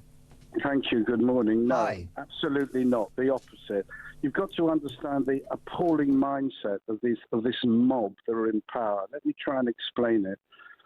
You've got a mob, and that's what they are, that don't care about this country. They're not interested in the culture or the history of this culture, of this country. If you're not interested in the history and the people that have given to this country in world wars, economically, socially, politically, even spiritually, if you don't understand the actual value of your country, then you can't build for the future. The people in power don't care about you and I. Everyone's frightened to say the truth. They're not interested in this country. They're only interested in themselves, to feather their own nests. The only people that want to live under socialism are the people who are not in socialism. And the only people who want to get out of that horrible mindset and economic environment are the people who have been in it. Ask all the previous residents of Honecker's East Germany. If these awful people who have betrayed this country, that's what they've done. They have hijacked this country. If they want to do what they want to do, then let them go off and live in North Korea or whatever. With great government, with great authority comes great responsibility. And the inability of Starmer and anyone that replaces him from the same mold, the same muck, and that's what it is, unfortunately. We have to be honest, we'll do exactly the same, if not worse. For example, Burnham, the way I saw him and some friends of mine and some professional colleagues of mine saw his reaction when interviewed about the Manchester synagogue murder. His face, he couldn't move. He was like an iceberg. He had about as much empathy and sympathy as an iceberg. He is awful. He's at the same cult, the same mob, and that's what they are. They're like the equivalent of, and I use the word very, very carefully, they're like a Manson cult. They don't care about you and I. And heaven forbid, if you're white and you're English and you're male, then you've really got problems here. And that's the issue. And the country is being betrayed. No one wants to talk about it. Well, I do. And I'm telling you, it won't make any difference. They loathe this country and they loathe you and I. They're not interested in anything. The grooming gangs, the violence on the street, the infrastructure. There's no spirituality here. We've become godless. Where's the church, for example? It's not, all these great institutional elements of our country have been ruined by the government and the institutions themselves. It's a terrible thing. Elliot, I can't. Sorry to interrupt you. I'll just finish. Go, because I'm going to follow up. Go on, finish your point. No, I was just going to say, thanks for your time. I was simply going to say they have hijacked and betrayed the values of this once great country. We are the most tolerant country and the greatest harmonious people in the world. Look what we've done. And we have just, it's just been decimated. They hate our environment. It's the most terrible thing. And you can hear how passionate I am. And the people I speak to feel the same, but they're frightened to say so, Mark. They're frightened because they'll lose their job or they're accused of being racist. That's my point. Elliot, you spoke so well. I cannot disagree with a syllable of that. I only wanted to ask you, can we lay all of this at Labour's door? They've been in power for a year and a half, roughly. We've had the Tories for 14 years who have presided over extraordinary levels of legal migration and the boats crisis. You're absolutely right. The last 14 years have been too terrible. Cameron, Osborne, I remember May, she was Home Secretary. She came out with this ridiculous comment. Let me just tell you, I've got it written down here. Oh, I didn't know there was security at Jewish schools. Well, she was Home Secretary. Where's she been for the past 20 or 30 years? This stupid woman. No, they are just as much to blame. And I'll tell you where they're really to blame, in the defence of this country. It's appalling. We've had people in our major services said we can't defend ourselves. This is what I mean. You've got Starmer talking about going to Ukraine. We can't even defend our own country. We don't have the ability to even fill Wembley Stadium. I mean, where are we all living? Why don't we talk about the truth? The Tories, absolutely useless. Cameron, Osborne, he got himself a nice big fat job at the Evening Standard after he ruined the economy. Cameron, he didn't like the answer to the referendum. He just naffed off. Well, what sort of responsible Prime Minister does that? It's a disgrace. All these parties don't understand the average individual, you, me, or whoever. They don't understand that people want to live, they want to go to school, the kids, they want to learn in a school that gives you proper reading and writing and education.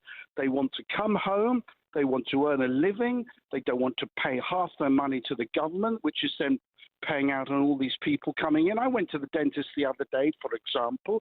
I had to pay £70. Okay, I paid it. But then someone else comes who's just come from Iran or Afghanistan or wherever, planet Jupiter, I don't care where they come from, and they're not paying a thing. How can that be right? Yes, 14 years of Tory did just the same. This lot had 14 years to prepare, and they say, oh, we've got 14 years. That's what Starmer said. We've been prepared. He's prepared nothing because he knows nothing. He's not interested. He's only interested in himself. Elliot, I would say he's betrayed this country as the previous people did. It's terrible. I'm sorry. I don't have a solution. Well, I do have a solution, but we haven't got time. Well, briefly, a couple of seconds. What is your solution, Elliot? And by the way, I hear what you're saying, and obviously started under the Tories. It's getting worse, far worse under Labour. Our acceleration to the bottom has sped up. Briefly, Elliot, in a sentence or two, if you can, what is the solution? Well, if you're looking, there's so many different things, but if you're looking at, say, the migration problem, one of the things should be is, right, what's the time now? 10 o'clock in the morning or 8:45? Right, I'm in power, 5 o'clock tonight, that's it. The doors are closed. And there are no second appeals. You can appeal. That's all finished. No more appeals. The doors are damn well closed. Anyone that wants to come here has to learn the English, has to learn the language and contribute. The infrastructure of the country, you've got to build, you've got to invest. Stop wasting money on all this nonsense that's coming into the country that hate the country. That's number one. Number two, the infrastructure. Number three, the universities and education. People are being taught rubbish. I was taught to read, write and behave and respect my parents and respect the authorities. But because the authorities don't exude respect, they won't get it. Police. There's no policeman on the street. That's another thing. Where are the police? I haven't seen a policeman on the street in 25 years. When I was a little boy growing up in West London, Bobby used to go past our house every morning about 7:30 before I went to school. He did his beat. These are simple things. It's so simple. But because it's so simple, they can't see it, like the nose on your face. Why can't they see it? Because they're not interested. Listen, Elliot, we could easily have this as the Elliot Show because it's incredible the passion and the conviction with which you spoke. I wish we had longer. I'm about 10 minutes late for my break, but I had to give you the airtime because David Wooding, Elliot speaks for so many of our viewers and listeners, so many of your readers at The Sun. Absolutely. He voices the frustrations of the vast majority of people in this country. They feel that politicians are not doing what, or even listening to what they want, and that in very erudite way, he summed up the feelings of a lot of people in this country. And it's a crisis. I mean, you've been in top-level journalism for decades now. This is a crisis of the political establishment, the like of which we've never seen in our lifetimes. No, the disconnect is huge, and the big thing is its lack of trust. Once you've lost trust, it's very difficult to get it back. And it's Labour and it's Tories. It's absolutely everybody in the political establishment. Before we let you go, I need to run off now and drop some truth bombs at the Sun newspaper downstairs. And we can't wait to read your coverage in the days ahead. Can I just ask you about this very quickly? Surgeons operating 1 day a week as the NHS grinds to a halt. What's the story there? Yeah, well, when I read that headline, I thought, hey up, the surgeons are going off to work in the private sector and only doing one operation a day. And then when I read the small print, what's actually happening is the surgeons are going into the NHS saying, right, I've got 5 patients I want to operate on today. there's no operating theatre ready. There are no staff. The preparation hadn't been done, and they're hanging around in NHS hospitals with the sleeves rolled up, waiting to operate on patients, but the work is not there, the space is not available for them to do the job. And it's a poll by the Royal College of Surgeons, and they surveyed 4,000 consultants, and they found that 8 out of 10 said they could, at best, they were doing 2 operations a week, and 4 out of 10 are doing 1 operation a week as a result of the lack of planning, facilities and other things in the NHS. So the question I ask is, we've poured all this money in there, where's it all going? Is it going on more wages for people without any reform? Because the problem is, we've heard about the black holes in the economy. The NHS itself is a big black hole, and you pour more money into it and nothing seems to happen. The outcomes don't improve. Again, like Stop the Boats, Smash the Gangs, we keep hearing we're going to cut waiting lists. How many governments have said that over the years, and the waiting lists don't budge? And now we see one reason why. It's lack of planning, lack of good management. It's such a big organisation, and nobody's planning. Surgeons want to do the work and they can't do it. Meanwhile, the junior doctors are going to go on strike during a super flu outbreak. Well, the NHS has a winter flu crisis worse than we've had in about 16 years. And the answer from the BMA regarding these strikes, which are going to come in before Christmas, is it's not a problem, just cancel operations. Did you see that? So that's their solution, exactly like this. The 1 operation a week will be cancelled, yes. Good luck with that. Listen, I'm delighted to say that David Wooding is one of the key members of the editorial team at the Sun newspaper, and he's running downstairs now to contribute to what is Britain's best-selling national newspaper. Of course, he used to edit the Sunday Express. David Wooding, thank you very much, and I hope we can see you again in the studio soon.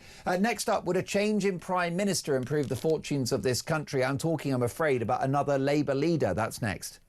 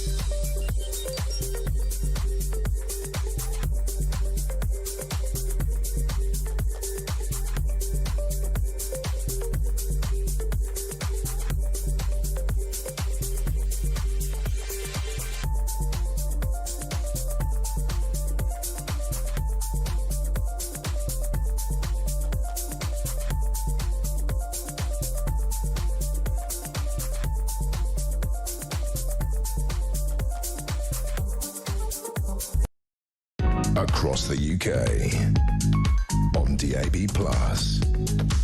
on YouTube, on your mobile, and on your side. This is Talk. If you're just joining us on Talk Breakfast at 9:42, I'll bring you the devastating news that New South Wales Police have confirmed multiple fatalities after a shooting incident on the famous Bondi Beach in Australia. The official number is currently unknown. Various newspapers are reporting it as a gathering ahead of the Jewish festival of Hanukkah. The police have also confirmed that 2 people are now in custody.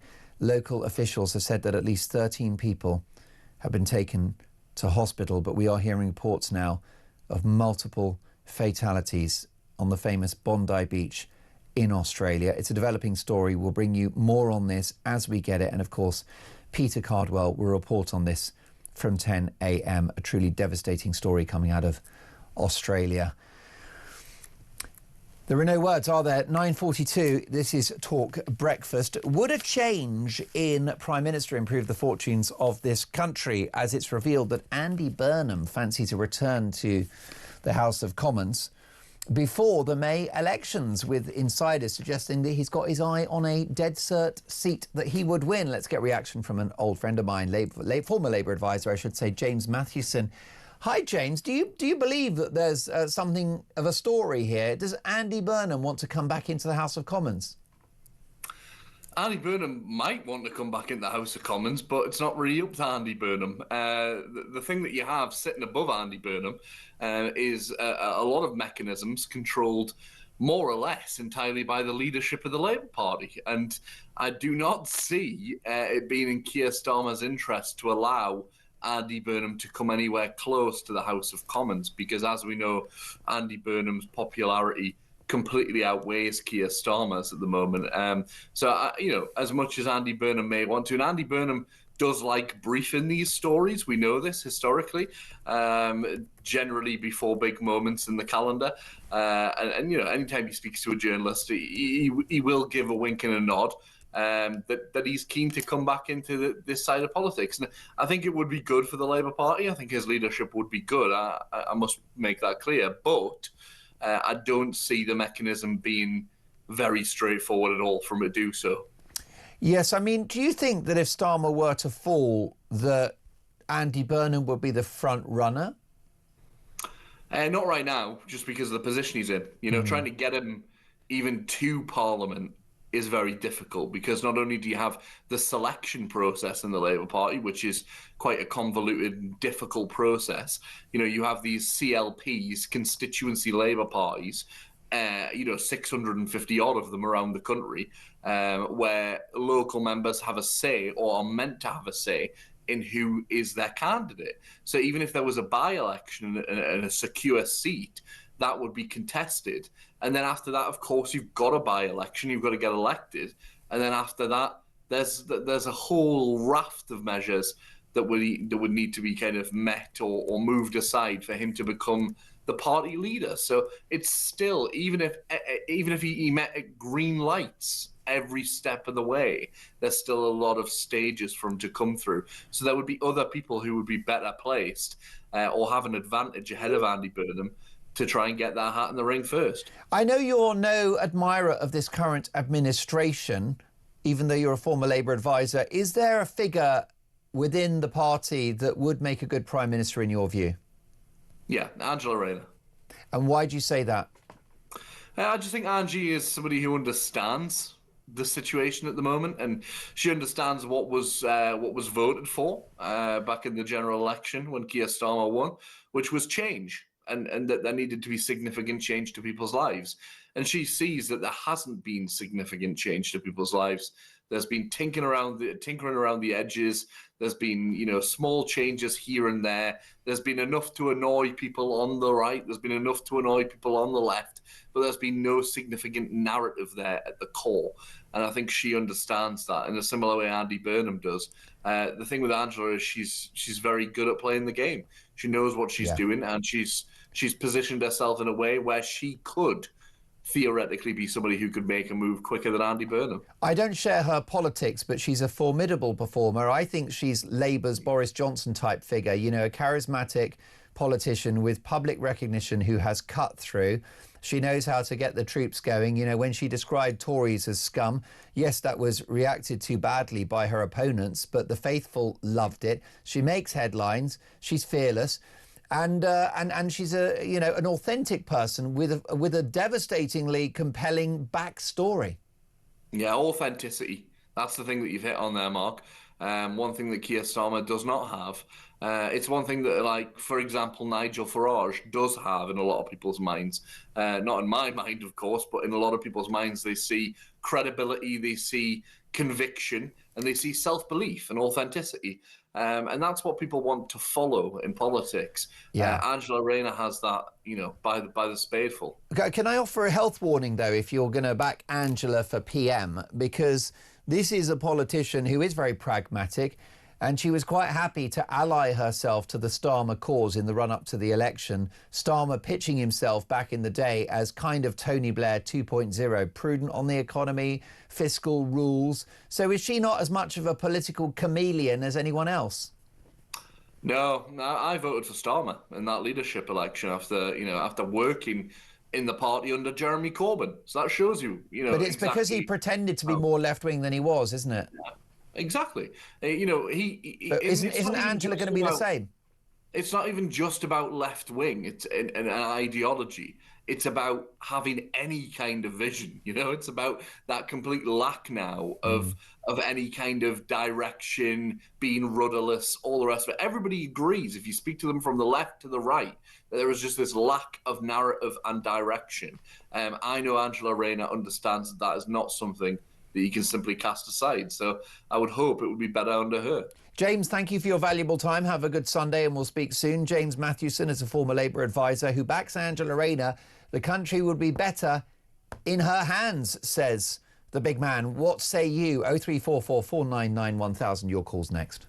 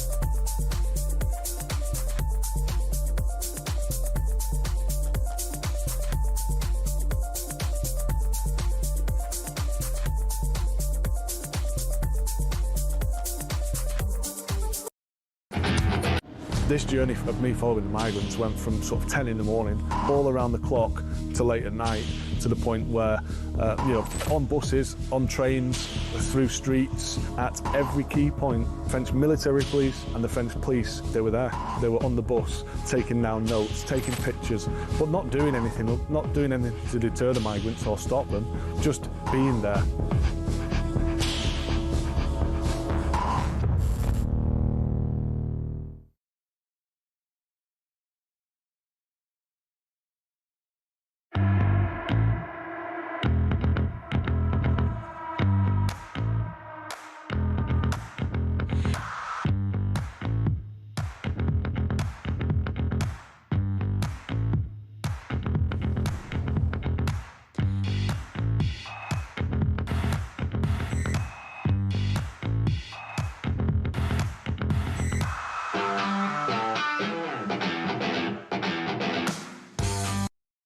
Across the UK, on DAB+, on YouTube, on your mobile, and on your side. This is Talk.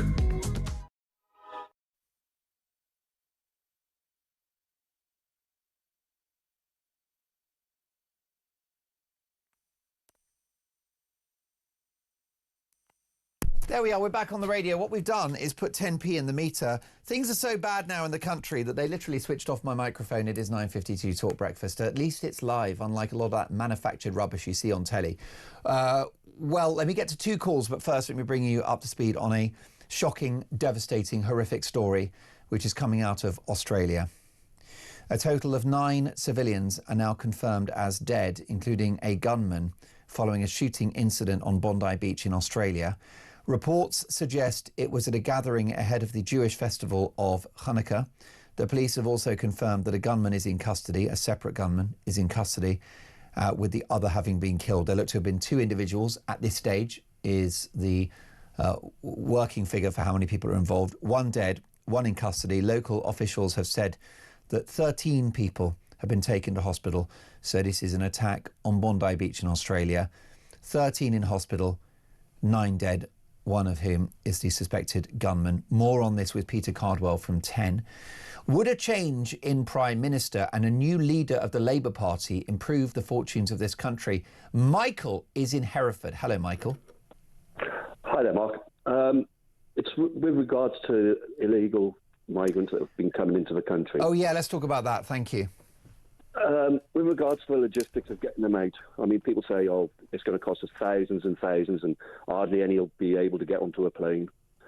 I think a solution would be to hire a cruise ship, probably take about 5,000, then ship them straight back to where they've come from. It's a brilliant idea. I mean, that's efficient, isn't it? Because how many people can go on a 747? About 350 or something? Yeah. I like the sound of 5,000 is quite good. Yeah, and I mean, you have got tools to make them take them back. I mean, you've got sanctions, you've got foreign aid. Stop the lot. It's a refreshing idea. What we're going to need, Mike, in 2 or 3 years' time with a new administration, we're going to have to look at this with fresh eyes. Nothing, Mike, should be off the table. Well, the sooner reform get in, the better. I mean, these are total shambles. But do you trust reform, Mike? Is it snake oil? Are they over-promising and will they under-deliver? Are you worried, as Rupert Lowe worries, that Nigel Farage will let the country down? To be honest with you, I totally agree with everything that Rupert Lowe says, but the problem we've got is if Rupert Lowe goes too far right, there's no chance that they'll ever get in. So your second choice would be reform, because a lot of what they say is good. Some of it not so great, but a lot of what they say is good. Yeah, and Mike, what I hear time and time again is from my audience is that even if they do 10% of what they said they're going to do, we would take that now. The problem with voting for Rupert Lowe is splitting the vote. Yeah.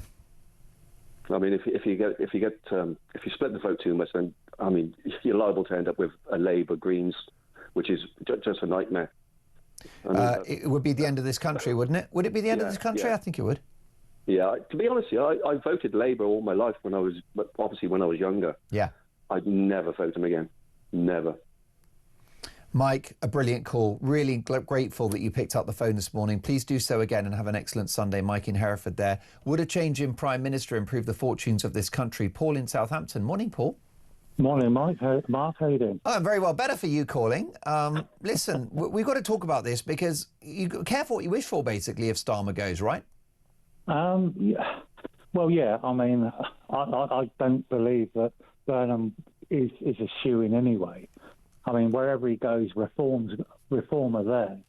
And the Greens have will split the Labour vote. So unless there's coalitions everywhere, Burnham's even more to the left than Starmer ever wants to go. So, yeah, I mean, it can't get any worse than what it is now anyway, but I'm sure Burnham would have a go at it.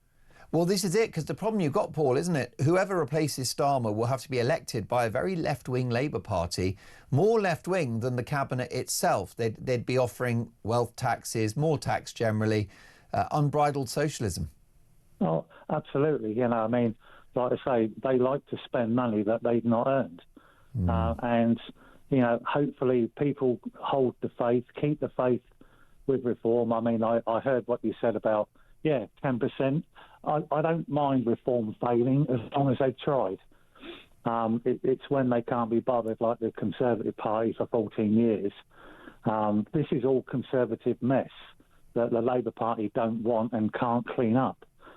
This is what we're living through at the moment. And as for Badenoch, I mean, she thinks that the Conservatives will allow her to leave the ECHR. You know, the woman's deluded. They will never let her leave the ECHR. It's true, because the party's full of ex-Liberal Democrats, really, isn't it, Paul? And, you know, the issue you've got, it's the whole establishment is now not trusted by the public. And the thing is, Paul, that if Farage gets in, Reform UK, you know, they're going to be wet behind the ears. They'll make mistakes. But there will be the political will to change the country. That's the difference. Yeah. I mean, people say they're wet behind the ears, but you tell me anybody in this Labour government that's got experience of being in government. None of them. No, and they've got no experience of business either, or enterprise. No, this is my point. So You know, people can go, oh, they've got no experience, they've not done this, they've not done that. But look at this government, look at the last one. I mean, most of them are liberals, but they're claiming to be conservative. You know, it's Mark, is it Cleverly, James Cleverly said that he was a Thatcherite. I mean, that bloke hasn't done anything Thatcherite because he's the one that started the Chagos. He is.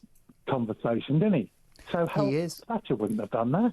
No, and I know that Andrea Jenkins told me that when she was in government, she begged him to look at a couple of policies which were going to be bad for the country, and he folded to the blob. Paul, please call me again soon. Enjoyed your company this morning. Have a lovely Sunday as well. Listen, let me tell you that it's 9:58. We've got a horrible breaking news story in Australia, and we're going to get coverage from Peter Cardwell, who's up at 10. This could be, couldn't it, Peter, one of the single biggest attacks on mainland Australia in living memory? Yes, it could. There look as though there are 10 confirmed dead people, plus one of the gunmen. The other one is in custody, according to New South Wales